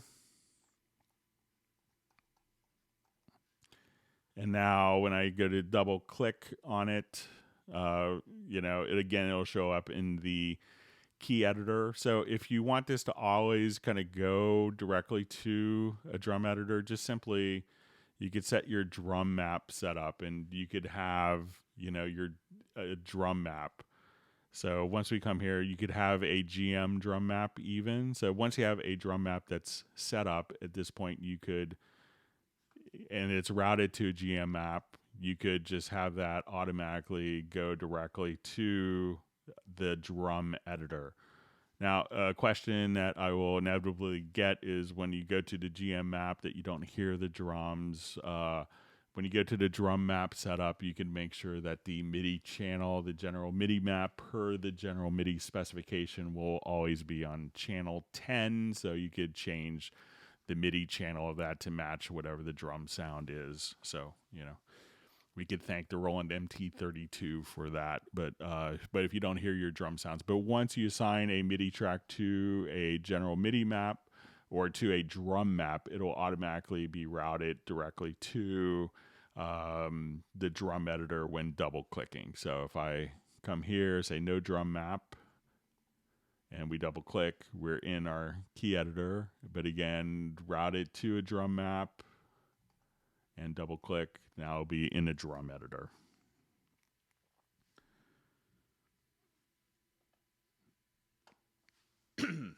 All right, thanks for all the great questions.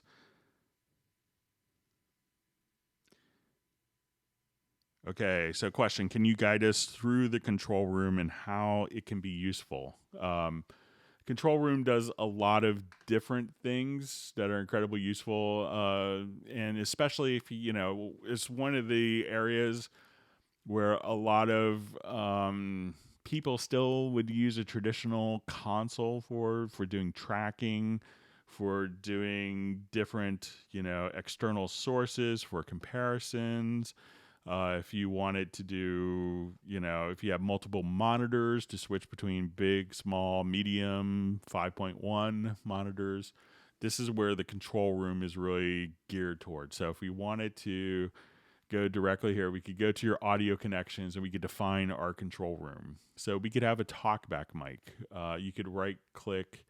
We could have external input. So if someone brings in, and this uses the available inputs and outputs of your audio interface. So we can say, okay, someone's bringing in their iPad and you have a 1/8" mini jack, or I wanted to add cue mixes for, vocals,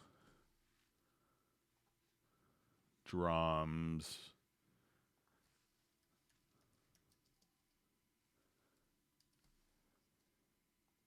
and let's say guitar. So we could have 4 different cue mixes.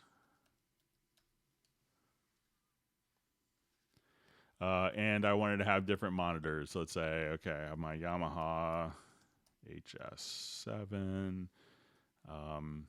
I have, let's say, some JBLs.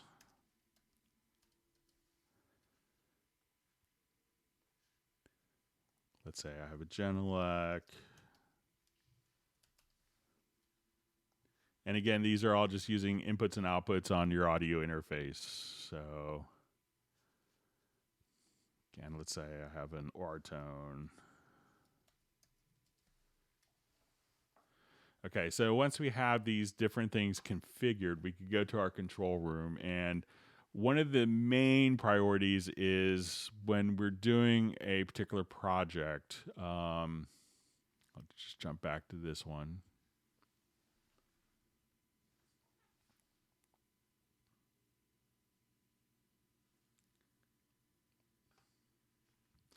We would see a lot of people, like, as they're mixing, you go to your control room, and now we don't actually see, it's just the monitoring level. So it's not affecting the gain structure of the mix. So we would see a lot of people use their master fader, being that they would take the audio outs of their audio interface, and this would be basically their volume control. Not, necessarily. So they would export, and if they had their monitors cranked way up, they would have a weaker signal. So this way we could have just a monitoring source. And if I wanted to switch between different monitors are configured, I could do this. I could also have down mix presets. So if I want to listen to this in mono to make sure that's going to sum correctly.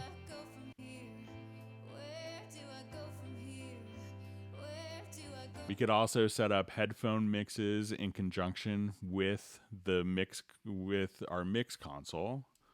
So we could have cue mixes. So I'll go to my racks, and now we could go to our cue sends and be able to set up all of our different cue mixes for different channels as well. So we could set headphone mixes independently and be able to monitor those headphone mixes. We can communicate with those artists by enabling the talkback. So you could have talkback communication to people throughout your system. But there's also very handy stuff like setting a known. Now I wanted to dim the signal. You could set the amount. You could also come here and set a known reference point. So you can hold down the Alt or Option key and click here. And if that's the loudest that you want to go, you can now just set a known monitoring reference level. So a lot of those things, and if you want to listen to, you can hear my son losing his patience a little bit. Sorry about that. You could also have your external sources if you wanted to as well. So if you just wanted to have, to listen to an external input, as a reference, you could do that as well. So those are some of the things that you can do in a control room that are really useful. I know it takes a little bit of configuration, and not everyone has, if you have an audio interface with 8 outputs, you could do, a tremendous amount. The more outputs and inputs you have, you can get more use out of it. So, all right. So, okay. So going through some more questions. Okay.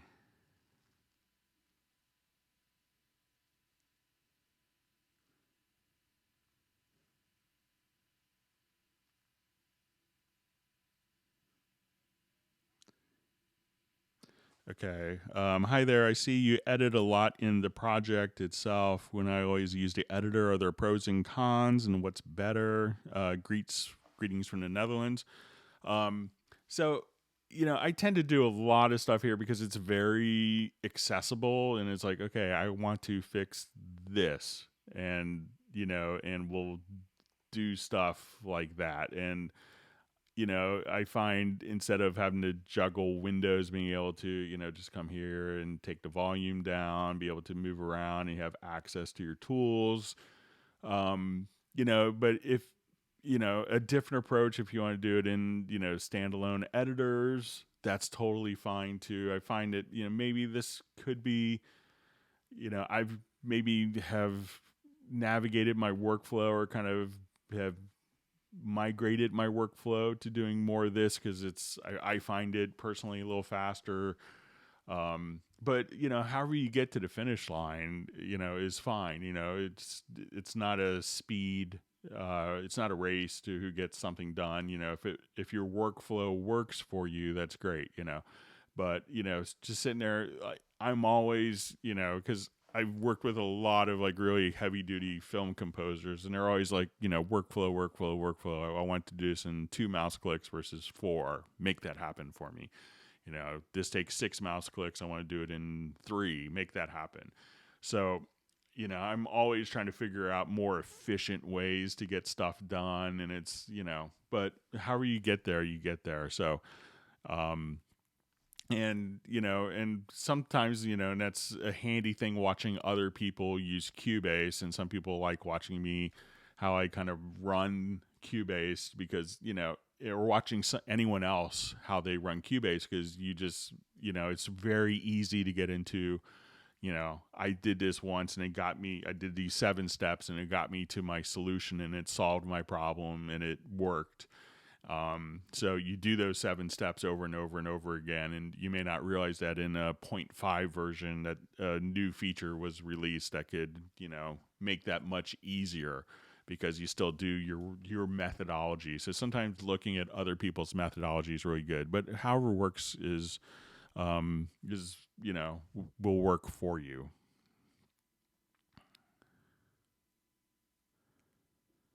Okay, so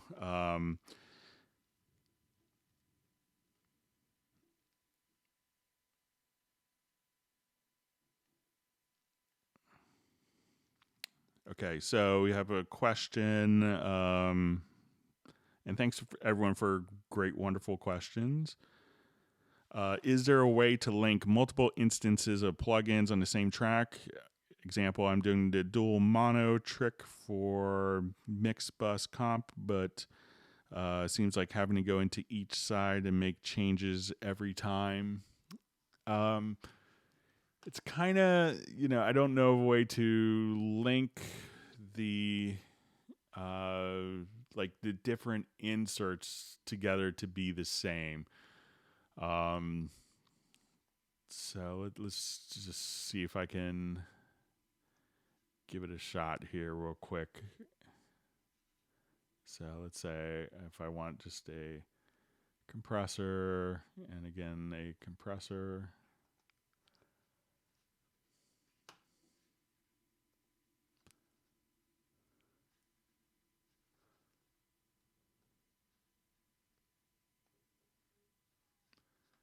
Okay, so I'll go into my particular track here and let's go into the routing. And if you're not familiar with this is, I'll just do this on a stereo track. It'll make more sense. Probably on the stereo out.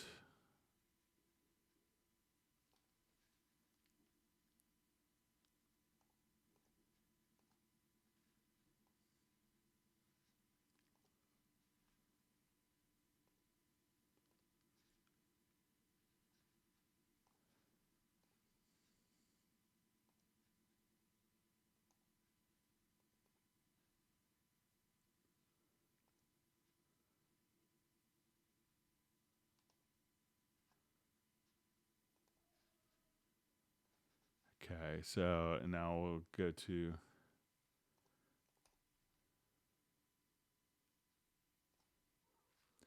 Okay, so let's say we'll make this.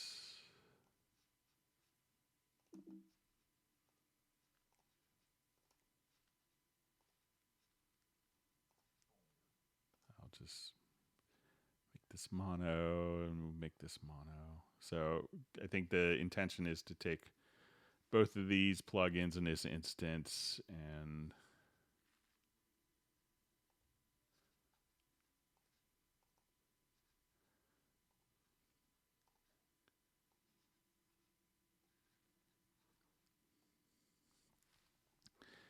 kind of treat them the same way. So I don't think.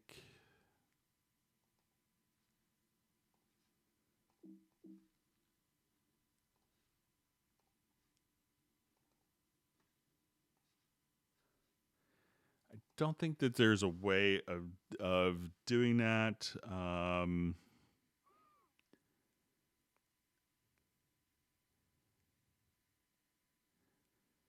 Yeah, so I don't know of a way of kind of quickly doing that, unfortunately. So, but I'll pass that on because it's come up in a couple different hangouts.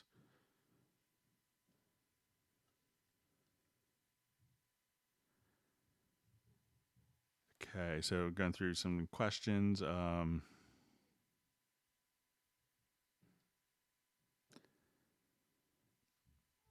Okay, so question. Hi all. I have a question. How can I restore my Halligan 6 and Groove Agent rating stars after formatting the windows and installing all the VSTs again?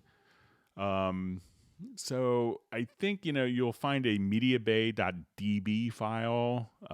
So I'm not sure if you save that. That should recall. If you're not familiar with like the MediaBay routings, they could be really helpful for coming here and saying, I like this kit and I want to look. I hated that one. All right, my son has invaded.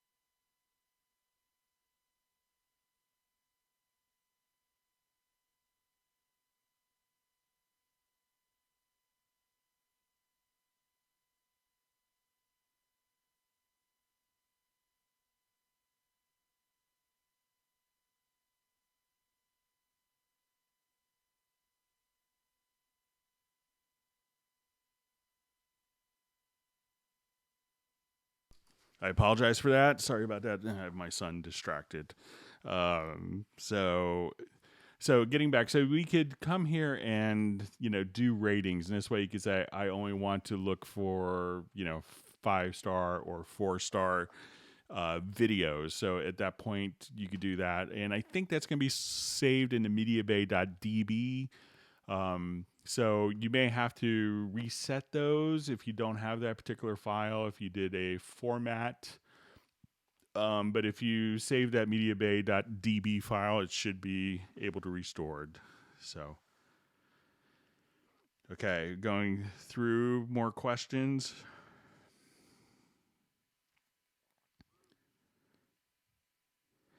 Okay, so I see copy and paste track colors. So I don't know a way of copying and pasting, but if you wanted to, have a number of tracks be, let's say, all the same colors, if you select, like let's say all these tracks, hold down the shift key and grab the color tool,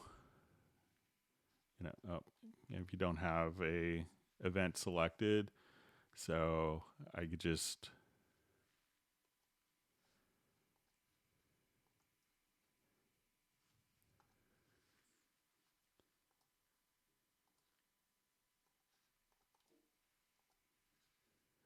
I'll just do a new project here just to show. So you can do it, depending on what is selected.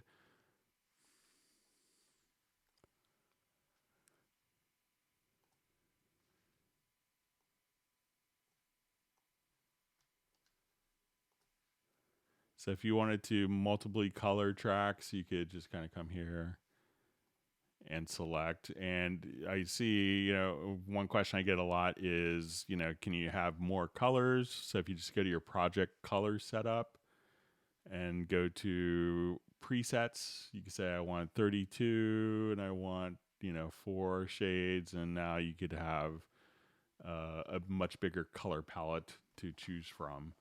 So I don't know a way of copying and pasting, but you could select multiple tracks to color simultaneously.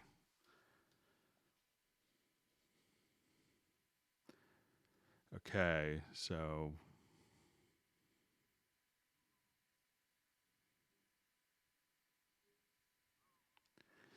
I'm seeing a question, Greg. Can you not change the text in preferences?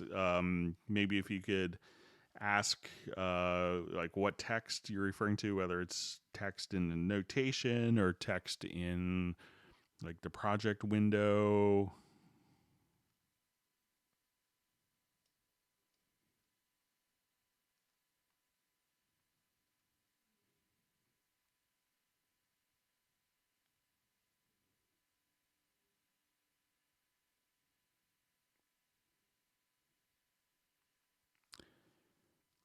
Okay. So we had a question. What is the simplest way to reproduce key switches for Iconica and Hallian 6 from violin 1 to violin 1 long to violin 2 long or viola long, so they have the same expressions, i.e. legato runs? So if you, let's say if we have Iconica, so I'll just load this.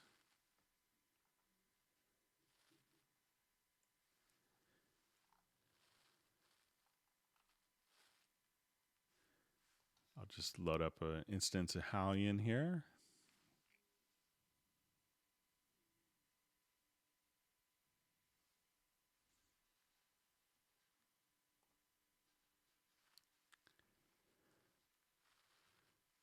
Okay, so we'll go to, let's say, string run here. So let's say our violin. Okay, so if you come over here to violins 1, and we'll just say standard. Okay, and you wanted to switch between different articulations. So we'll come over here and we'll just go to the macro view. So at this point, you could just kind of click on, if you wanted to add 2 different layers, you could now just say, within the same note I wanted to have, and I'll just, let's say I wanted to have sustain, and then you could just simply switch between legato and sustain on the same key switch, and you could choose to have this automatically switch, by key switch, or if you want it to be based on velocity. So you could do a crossfade at particular velocities, or if you wanted to switch at certain velocities, you could do that. So as you hit a longer note or hit a higher velocity, you could switch between 2 different articulations. So the Iconica implementation for the key switches is pretty cool. And this will automatically, as we change this, let's say, you know, I have this particular track here, and if I go to, you know, the expression maps for it, those expression maps will automatically change. So let's say, like I've changed this particular expression map. So when I double click here and go to the expression map, we could import the key switches, and that will automatically change based on everything that I've done here. So if I wanted to, you know, just come here and add different articulations or take some away at this point. So we add those articulations, and then we say import key switches, that those will automatically accommodate the different changes that we've done between the expression maps that we've worked with. All right, so we'll move on to next question. Okay.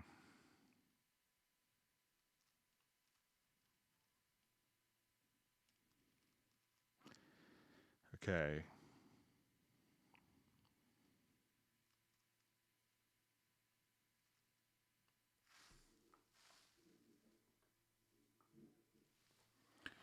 All right, so okay, going through different questions here.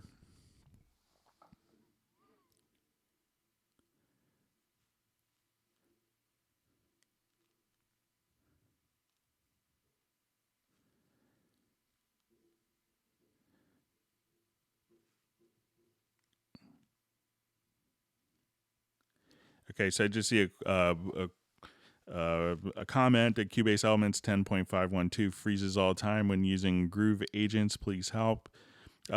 Check to see, you know, sometimes people will load up like huge drum kits that take a lot of memory. Check to see how much memory you're using on that particular sample. So if you have low memory, that could be an issue, and then you could, you know, but I haven't really had it crashing so much on me.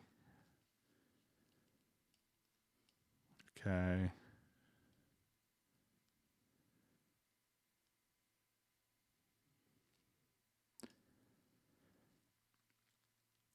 Okay, so see, question, where is functions half, double, time tempo, like in older versions? I think that's just in the project and maybe the logical editor.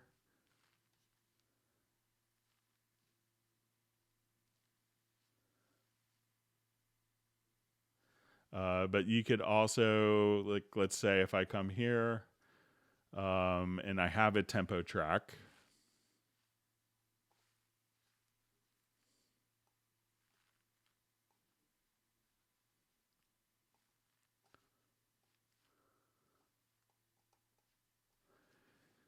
you could also, if I wanted to select the events here, if you go to the project logical editor, I could say we want to take media type is equal to tempo, and then you could say we want to trim, and I want to multiply by 2. And now I could just take my tempo here, hit apply, and then that would just multiply it by 2, or I could say I want to multiply by 0.9, so to not get 10% down. So you could do it within the project logical editor.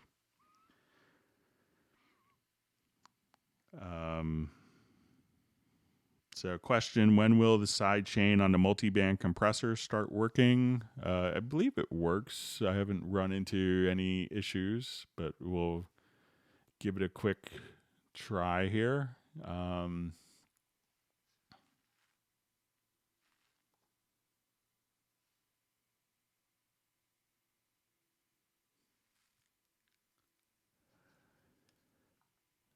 So let's say if I have like a kick and snare here, and I wanted to sidechain the synth or the kick and synth bass. So I will get in my multi-band compressor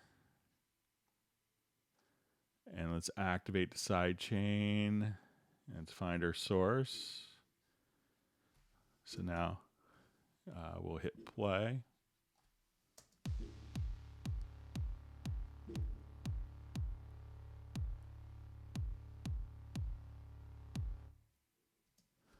So, and I'll just do a little more extreme sounds here for my compression to hear it a little better.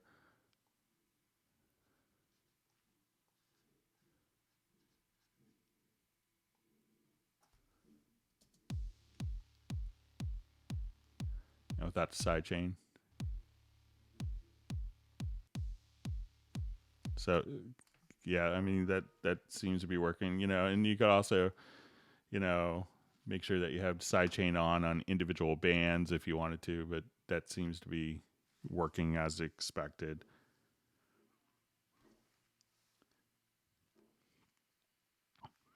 Okay, question, can we use Cubase in iPad?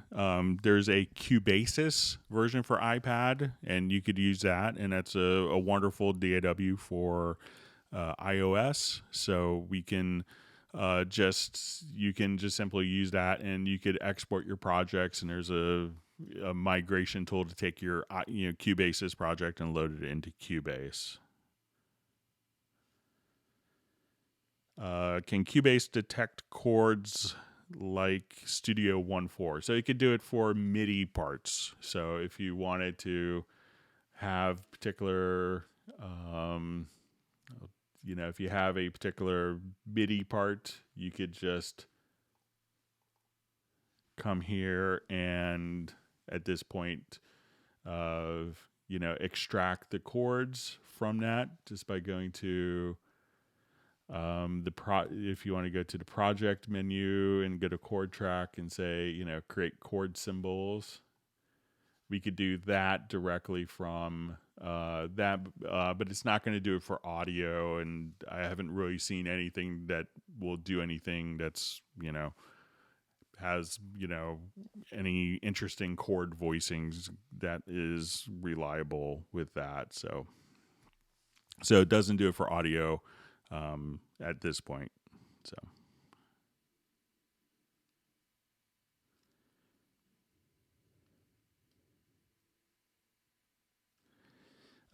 Question, should I bounce all tracks before a final mix? I know some people do this. It's not necessary. It's not going to change the quality.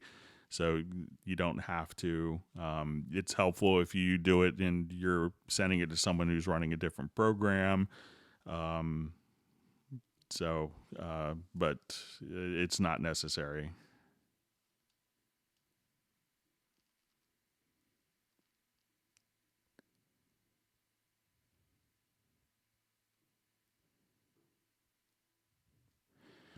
Greg, one that's bugged me for ages is there a keyboard shortcut to bounce down files rather than going into audio all the time? I'm not sure if it's, bouncing files. I'm trying to just, if you have particular parts, instead of going into in audio, what you could do instead of doing like an export audio mixdown is if you go to the edit menu. At this point, we could just do a render in place. I'll just activate this project here. And if you just wanted to, replace particular files, like I have these two files selected here, just go to audio, render in place. And then that would just render that and could turn it into audio. And there's different options for including, inserts, EQs, sends, master effects. So that will, you could also choose to mute different events. So if I want to come here to, my render settings, if we select the tracks themselves, we could mute, or you could actually disable. So different settings, naming conventions. So If you meant not going to the file export audio mix down, you could just do render in place, and you could do that from a keyboard shortcut.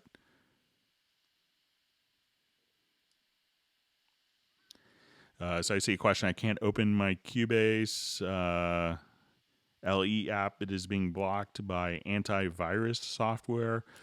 I'm not sure, what antivirus software would stop your Cubase LE from working, but there may be, check your antivirus software. I mean, I haven't heard of Cubase being flagged as by antivirus softwares, but you may be able to run, go into your antivirus software and say, let this, this is a fine program. I downloaded from the internet. There's different security protocols, so you may be able to just manually set it not to be flagged by the antivirus software.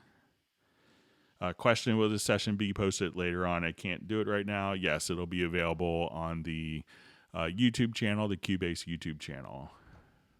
Okay. Okay.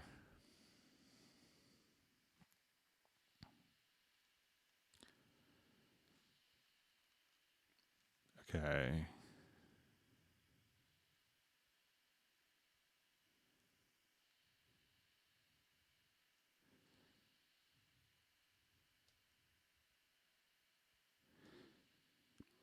Okay, so just saying, Greg, how do I choose which questions to answer? My one is never answered, and this is from Kevin. So I'm kind of going through just about all the questions here in order. So I know we're behind, but so if you want to, try asking again, I'll see if I could catch it down. But I know there's a lot of questions to go. So I'm not, or from Keith Young rather. So I'm not excluding anyone's questions. I know some people have asked the same question over and over and over again, and I know that sometimes we don't get to the particular question for a while. So, okay.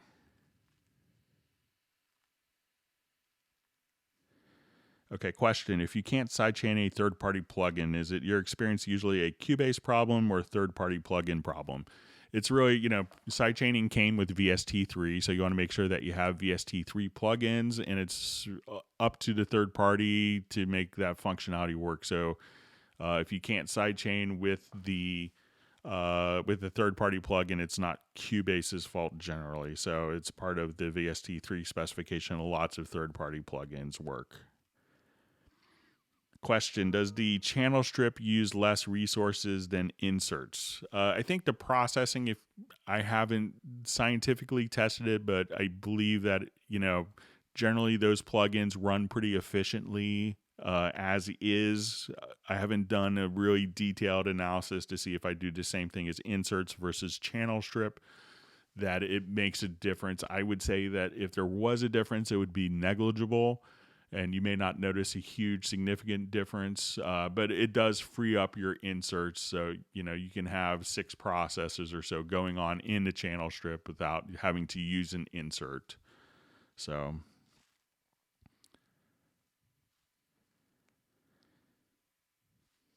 okay, so it's a question from, hey guys, I just upgraded to 10.5 and it didn't bring anything over from 9.5. I'm also getting some very many crashes when using VSTs. Is there a fix for 10.512? So one of the things that you may want to do is when you start Cubase, to hold down Command Option Shift or Alt Control Shift. So Command Option Shift on Mac or Alt Control Shift on Windows, and try to disable your current program preferences. To migrate all of your settings, a really easy way to do it is in 9.5, go to your profile manager. So go to your edit to profile manager and take all of your settings that you've done and just simply save a profile and put it on somewhere in your hard disk or USB drive if you wanted to archive it. And then in your 10.5, just simply go to your profile manager and load up your profile. So Sometimes I've seen where it may not save unless you've actually like gone through and set up like, your key commands, but your profile manager will do your key commands, your plugin presets, your track presets. So that's a great way to migrate all your data from previous versions. But also try running it in like a diagnostic mode. And with 10, they tightened up a lot of stuff with third-party plugins. And I know some people are like, I spent a lot of money in my plugins, and when it get blacklisted, I still want to use it. But a lot of times plugins will get blacklisted because they do cause problems. So there was some tightening up of blacklisting that came in 10. And if you went from 9.5 to 10.5, you may have kind of missed that kind of transition. So just be aware of that. Okay.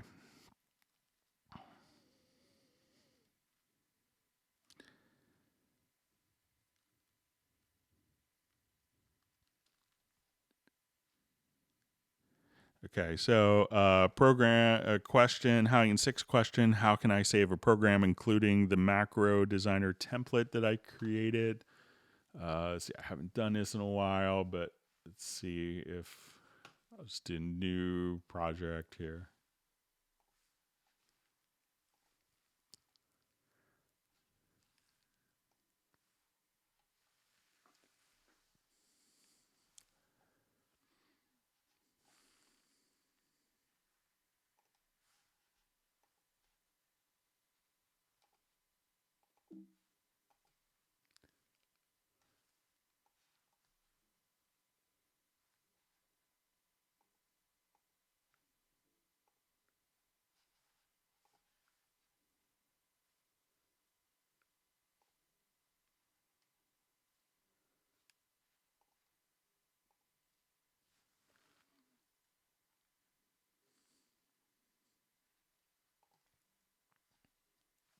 So I think once you're kind of in the library creator section, that and I probably could freshen up on this, but I think once you're in this area and you build kind of the library, that at that point is maybe when it goes. But I could do some more reading up on this. If you want to email me after the hangout at giondo@yamaha.com, you could do that. So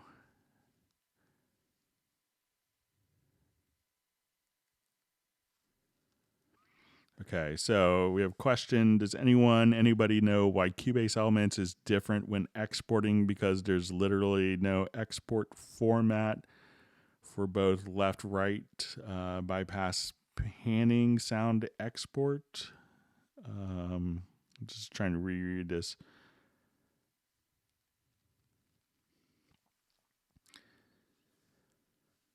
So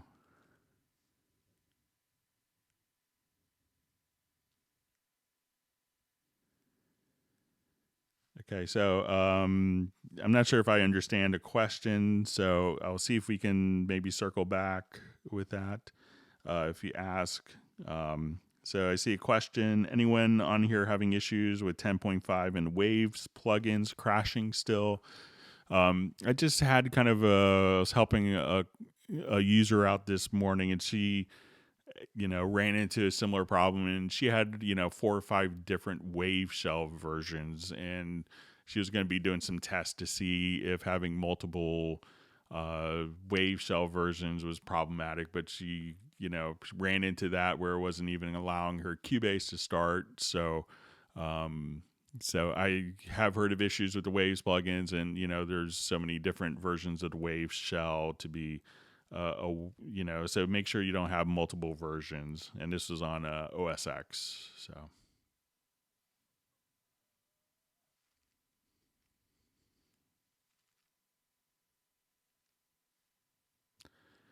okay, why when I go to wrap an Elastic Pro setting, I'm assuming that might be warp, and I try to move a warp marker, it changes the algorithm to standard. Some of the operations are really geared towards working in particular algorithms. I've seen great conspiracy theories of, like we're holding back the quality of very audio to be a standard algorithm, but that's really kind of the best optimized algorithm. So, some of the algorithms are better for doing real-time processing, and some will be better for when you're doing actual editing, like very audio or doing warping. So that may be why it's doing it. So, okay. Question: is there a bounce selection shortcut rather than keep going into the audio window at the top of the page? So if we have an audio file here, so let's just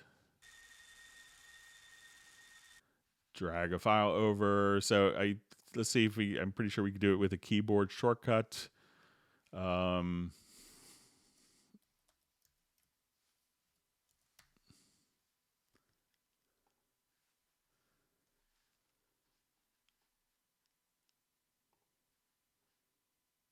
So all you have to do is go to your key commands under your edit menu, and under audio, just select bounce selection. You could type in a key. So let's say you want that as your bounce selection. Type in the key command you wanted to trigger and then hit OK.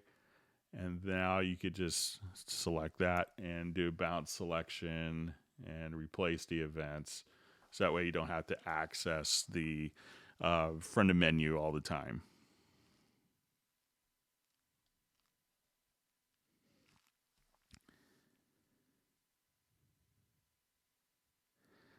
So I see a question for MIDI fold option in Cubase, like Ableton, and I think this might be dealing with like drum parts. So you can do this within the drum editor. So let's say if I have,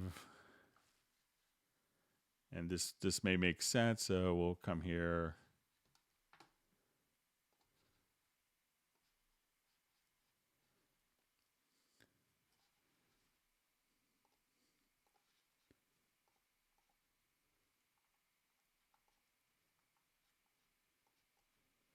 So let's say I come here and I got, my drums kind of spread throughout the whole part, and I want to see data here. So I could say in the drum editor, show drum sounds with events only. And that way it'll filter out everything that doesn't have an event. And I could see this makes sense in the drum editor, but the key editor, you may want to move to other pitches, like, okay, I messed this note up and I don't want to necessarily hide it because, I may want to move it to an accidental or to another note. So.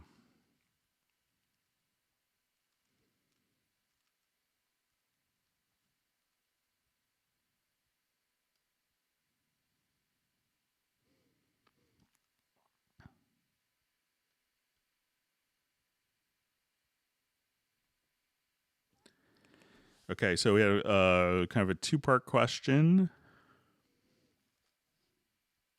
Is there a way to output channels from Superior Drummer 3 to MIDI tracks in Cubase or even audio tracks? I know you can have the outputs go to Cubase, but it only puts the tracks into Mixer and you can't record them in other DAWs. It gives you tracks that you can mix as you want. So yeah, you could definitely do this. So let's say I'll just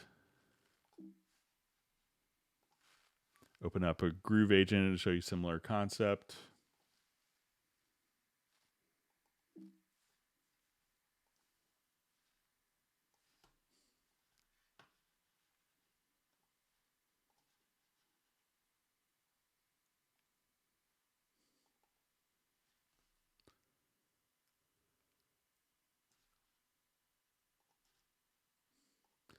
So let's say I have I'll switch my pattern over here.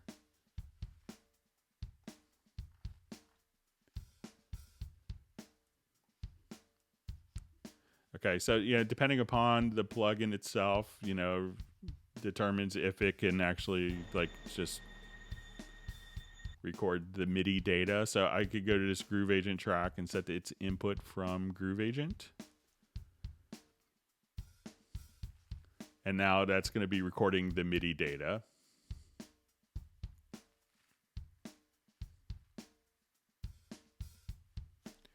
Okay, so let's say I have my MIDI data here. We could route it to different outputs, route those to groups, and the groups to different inputs. But if we go to our mixer and let's say, okay, my kick is going out of output to output 3, output 4 for my hat, and let's say my cymbals, I want out of output 6, room, output 7, output 8, and I'm just going to make sure that these outputs, I think they're automatically. All right, so let's say I have these outputs here, and now if I just take that particular file, you could choose to record it in real time, but you could also, if I have everything kind of set up, just we'll go to my render settings, and I'll just say, okay, let's just try.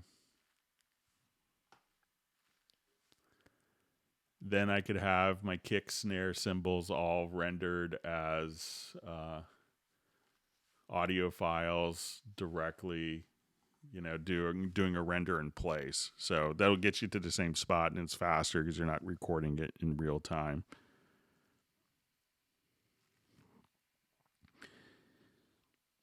Okay, so question, I'm at 4K and things are looking too small. When I up my resolution scale to 125, things looking a little bit blurry. So, it could really depend, and high DPI scaling could be can be problematic. So a lot of people that have done it, and things are way too small and they can't see anything, but they have the resolution, and some people will just run, if you try different resolutions, sometimes 150 looks better than 125. It could really depend upon your monitor and how it interacts with the video card. Okay.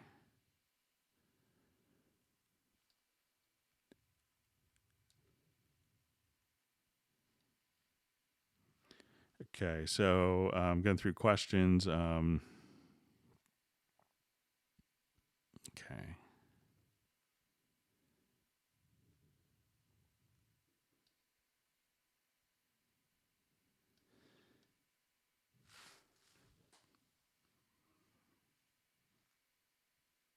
Okay, so question, how to optimize the CR view so there's no empty space. So if we wanted to, so in a control room, sometimes there's empty space because, if you wanted to, you could have multiple tabs open as well. So a lot of people kind of miss, this capability of having multiple tabs and being able to kind of scroll within a control room. So sometimes there's empty space there for those types of reasons. So you can just open up multiple tabs if you want, and that could get rid of your empty space depending upon your, depending upon what you have activated in the control room. Okay, so question. Hi, Greg. Is there any way in the piano roll to select all of one pitch or a range of pitches to change them by clicking on the keyboard? I'm aware you could work around by using MIDI logical editor. So an easy way with MIDI parts. So I'll just blow this up so we can see it a little easier. If I wanted to select all of the same pitch, if you hold down Shift and double click, we could do that. So let me see if I do it for these pitches here. So Shift and double click will select all of the same pitch. For more select pitches within range. So let's say I want to do from A sharp 3 to D1. And as you mentioned, this is when you'd have to get into the logical editor. And for the benefit of other people who don't know how to do this, we could say we want the function to select MIDI notes, and we could say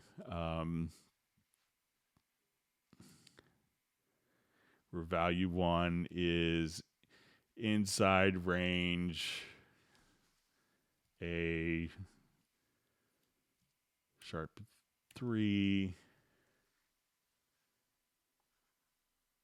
or A sharp 0 rather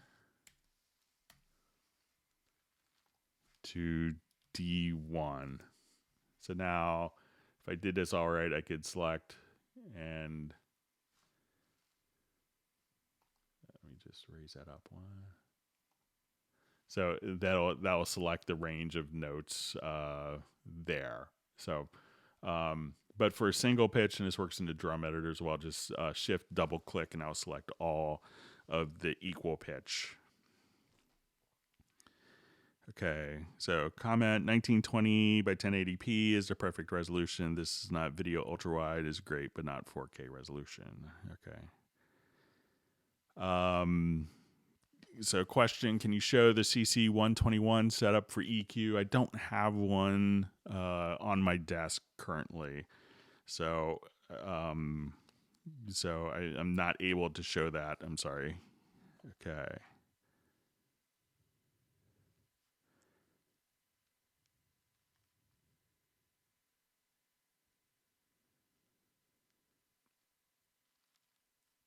Okay, so see a question, how to install Cubase 7 on PC. You know, it's really just download the installer and install.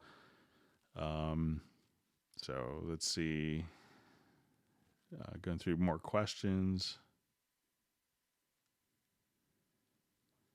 Okay, so question, how do you select automation panes for several tracks? You know, let's say if I have volume automation on these tracks, I'll just hide this for.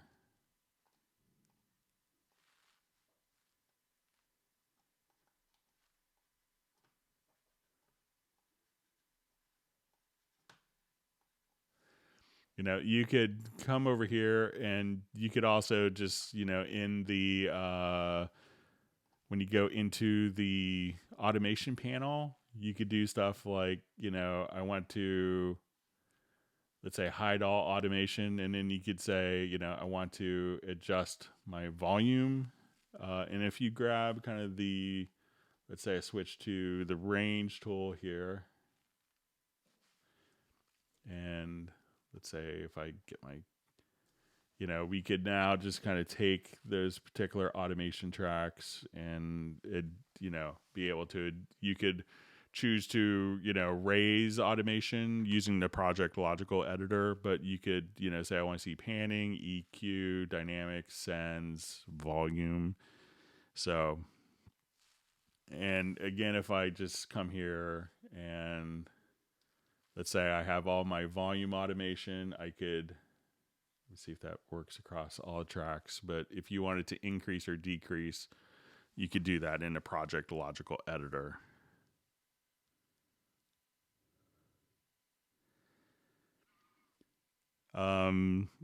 So we have a question about control room. Is it possible in the control room to listen in mono on one speaker only? So if we come to the control room, you can see the channels setting here, and then you could bypass channels here. So that way you could say, I only want to listen to, you know, this one particular speaker. You could do that within the control room, and, you know, you could switch which speaker you want to listen to.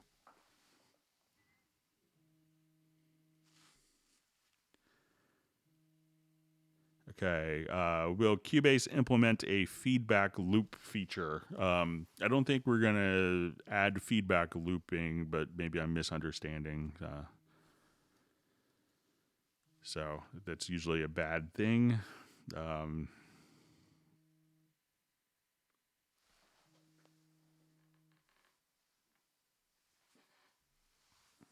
Okay, reading through questions. So got lots of great questions coming in.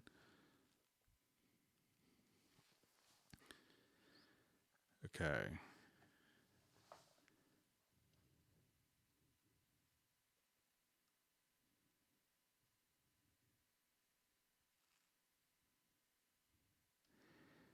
Okay, so we have a question. I'm confused about recording at different rates. I just bought a 192, but I don't think I'm getting the benefit of its abilities.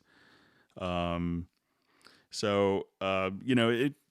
different sample rates can really be, like you may not notice, like, 96K to 48K on, recording, like an 808 kick or like a Marshall stack kind of heavy guitar tone, where it gets to be really, where the benefits can really pay attention is like, maybe like really kind of like Americana, very acoustic music, like, with lots of guitar, like maybe acoustic guitars. That's where people can really benefit from higher sample rates. And one of the other benefits of higher sample rates is if you do sound design, that you could you have more samples to work with for like when you stretch something down, like, or pitch shift something down pretty dramatically. So that's where the 192K. So it may not be so obvious if you're not in a really ideal critical listening, like a mastering room type of environment. So you could figure out the benefit of, okay, it's taking twice as much resources for every file, and for what I'm doing, I'm not hearing it, and that's totally fine. Obviously there's a lot of great sounding audio CDs at 16-bit 44.1. So, figure out what works best for you. Okay.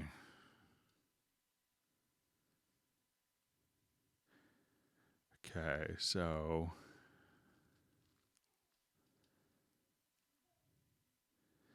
so we have a question, how to comp vocals. Let's see if I have an example here. It may not be a vocal.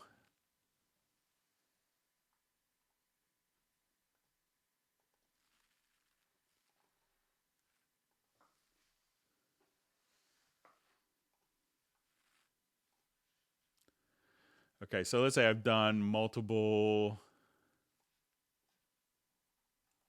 right, I'll try another.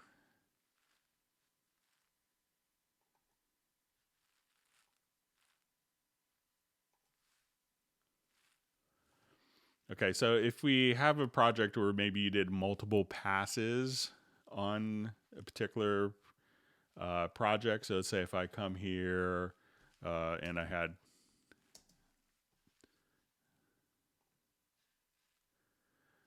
and I look at like different lanes. So let's say each of these have been recorded in a different lane. So you have a special tool, which is this little hand tool, and this is your comp tool. So we could see kind of what is kind of highlighted here is actually what we hear. So if I grab my comp tool, I could just kind of select different sections. You may notice that I have it kind of snapped to bar, and that's just because I have my snap on. And we could hit the J key to kind of turn that on and off. But I could take just little sections of different takes and be able to assemble my composite take of my different vocals. And I could listen to different takes here. And if you wanted to, very easily. So using, if you have multiple passes that have been recorded either in a loop mode or just one after each other, make sure that you open up so you can see all the available lanes, and then select the hand tool, which is the comp tool. And at that point, just kind of select the area that you want to be included in the comp, and that will automatically do the comping for you.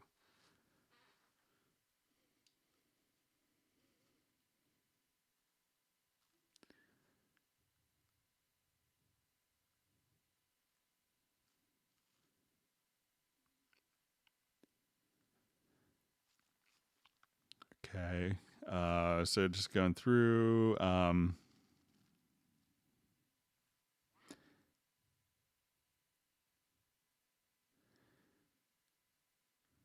Okay, so again, this is Cubase Elements 10.5, essentially not equipped with the export option left, right, like its successors. I don't have Elements. I just got a new computer a couple weeks ago, so I don't have Elements. But when we do like an export audio mix down, you know, see if there's the left-right channels. You know, I know that this will look different, but just see if you have like the left-right channels as an option in Elements. And I don't have it installed, so I could circle back after installing it after the Hangout.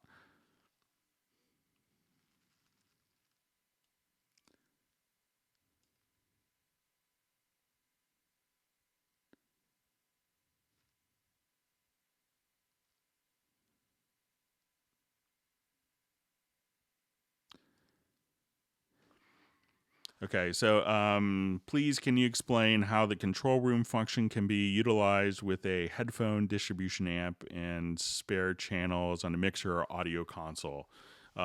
So probably what you want to have is audio outputs. So you know, most audio interfaces will have a headphone output on the interface itself. So we go to our control room here.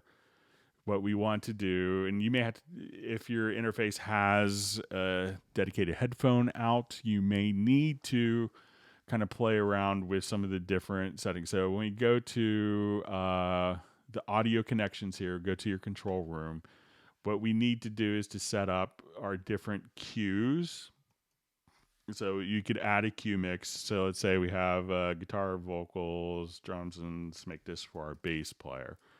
So we need to be able to send this out of our audio interface. Like my interface that I'm using for my Hangout here, I don't have 8 outputs, but if you want to do 4 stereo cue mixes, you need 8 outputs of your audio interface. Now, the outputs from your audio interface can go directly to, you know, internally, they may be routed to the headphone output of the interface. Some interfaces like our UR44C and higher will have 2 discrete headphone outputs. Otherwise, you would have to take these 2 audio outputs into like a headphone amplifier. And at that point, take the headphone, and the headphones are connected to the headphone amp, and you could send varying amounts. So if let's come here, and let's say if I wanted to set up a headphone mix for like in a group scenario. So, you know, you need, you know, and sometimes you may have a console that does it, and a lot of times the consoles don't do headphone mixes well, especially if it's designed for maybe like a live scenario. So let's say if I have my full screen mix console here, and I want to make sure that my cues are active from my racks menu.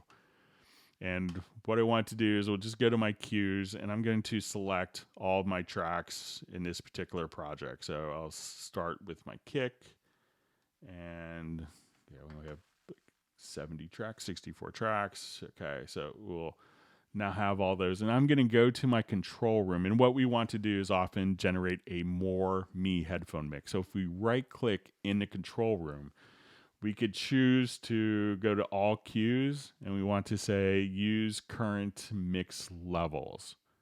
And what that'll do is that will mimic our mix console here directly to the same levels in our but first I may want to turn on all cue sends. So I'm going to activate all the cue sends.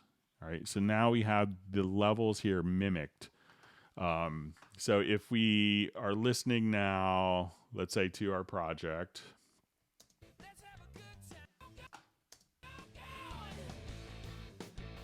And now I want to start building up the more me headphone mix. So we can say that we have bass, drums, vocals, drums, guitar. So let's say I want to go to the drum parts here in my project. So I'll slide over and we'll select just our drum tracks.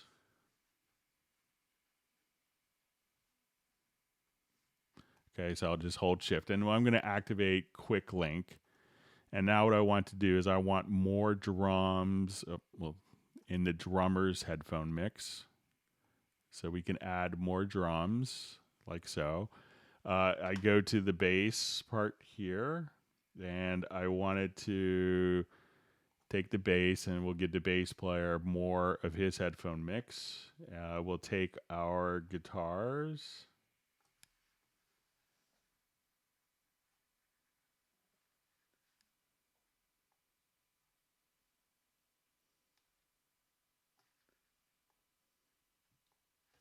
And we'll add more guitars to the headphone mix. And now, as we wanted to listen to our different cue mixes, we could listen to the mix in a control room,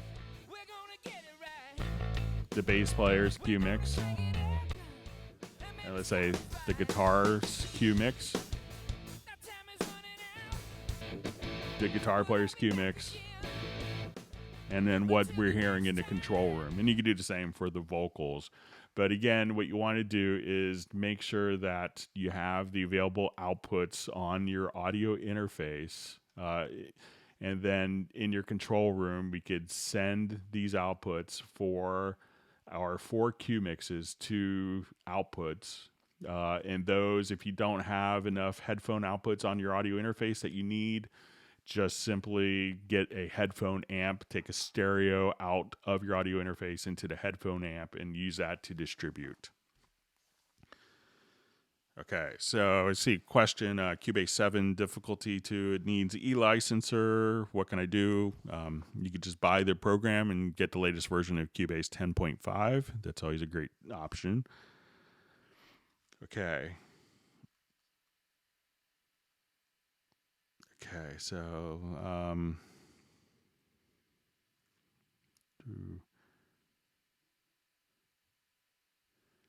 okay, so we have a question on can you show me with what we could do using hit points? You know, so hit points could be used a couple different ways. So if I wanted to take you know, we showed earlier how you could use hit points to do, you know, navigation. You could also just kind of come over here once we've determined hit points. So if we want to do like the drum replacement, like we showed earlier, you could use hit points to create MIDI notes. We could create slices based on the hit points. So we could automatically slice the audio based upon those hit points. Hit points will also allow us to, if we wanted to create a groove. So let's say, you know, this is the drummer played down a really kind of funky kick drum pattern. Once we go to our hit points here, we could also choose to make a groove out of that, and this will show up as a quantized preset. So if you want to quantize your MIDI to audio, so those are a couple of things that you could do with hit points. Okay.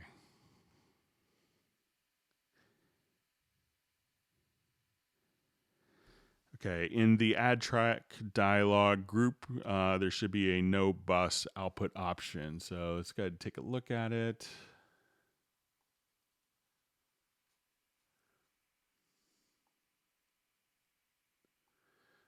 Yeah, I can see where that makes sense, and I'll pass that on. So if you want to kind of create dummy buses.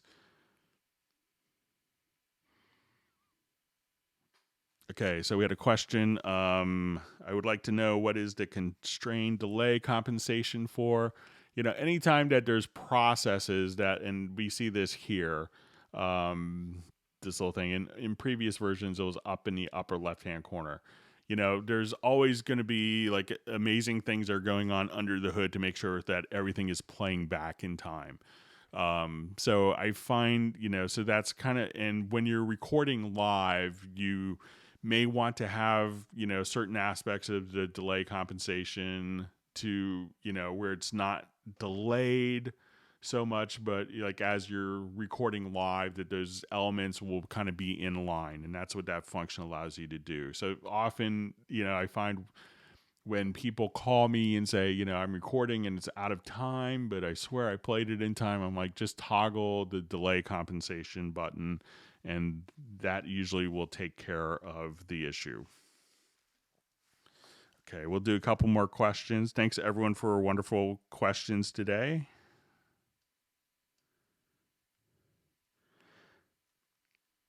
Okay, so says Greg, how intense can the mixer channel colors be? Just thinking in regards to my dark theme. So let's take a look. So when we come here, we go to your preferences, and I think it's under. Um, and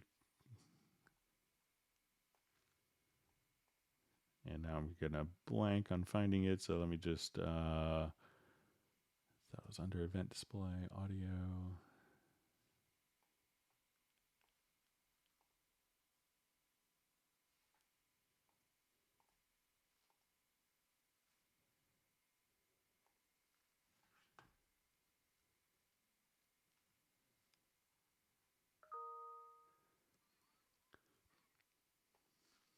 Okay, so let's say, so user interface, and we have track and mix.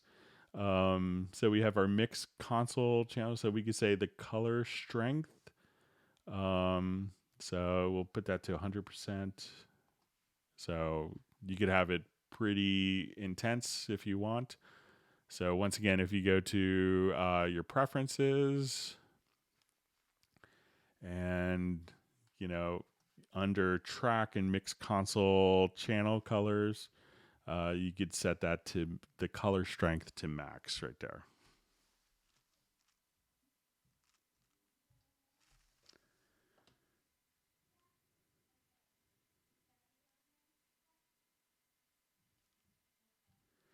Okay, question. When using retrospective record after playing over a loop cycle, is there a way to only get the last take instead of everything getting stacked? Let's give it a try really quick.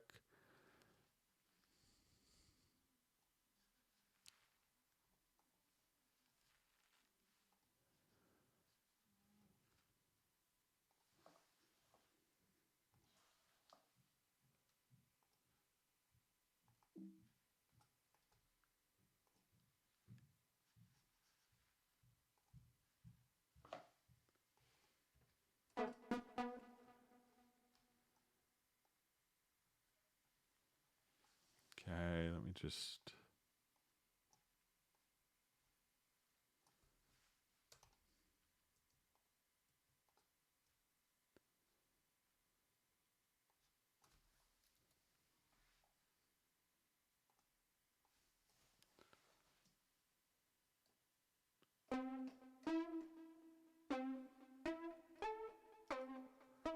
Let me just take it out of record. Sorry about that. All right.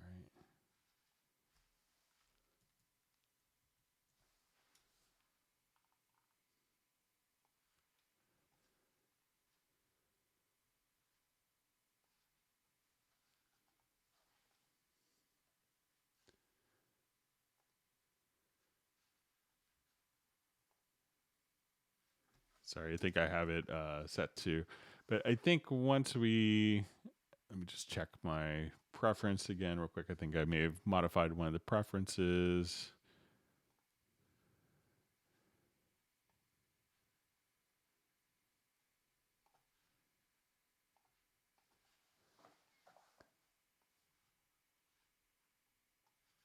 Probably need to do it for the MIDI track. All right.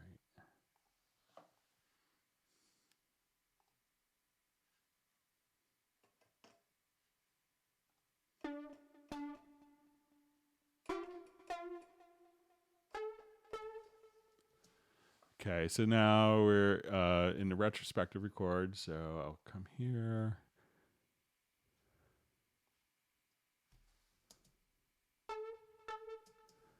All right, so it looks like by default it kind of kept the last. All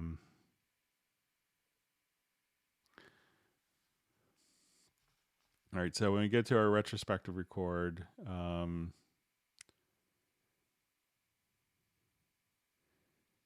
so it doesn't look like a way to do that. So it looks like you could do it as a linear recording that you could copy over, or the stacked recording, but not to have just a last one. So.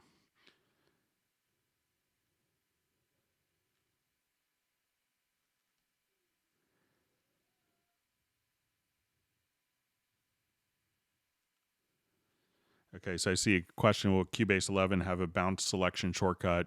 I mean, it's really takes you 5 seconds to set one up. So I'm not sure if they'll have automatic, if they'll be doing that for Cubase 11, if that's the biggest priority, but I'll pass it on.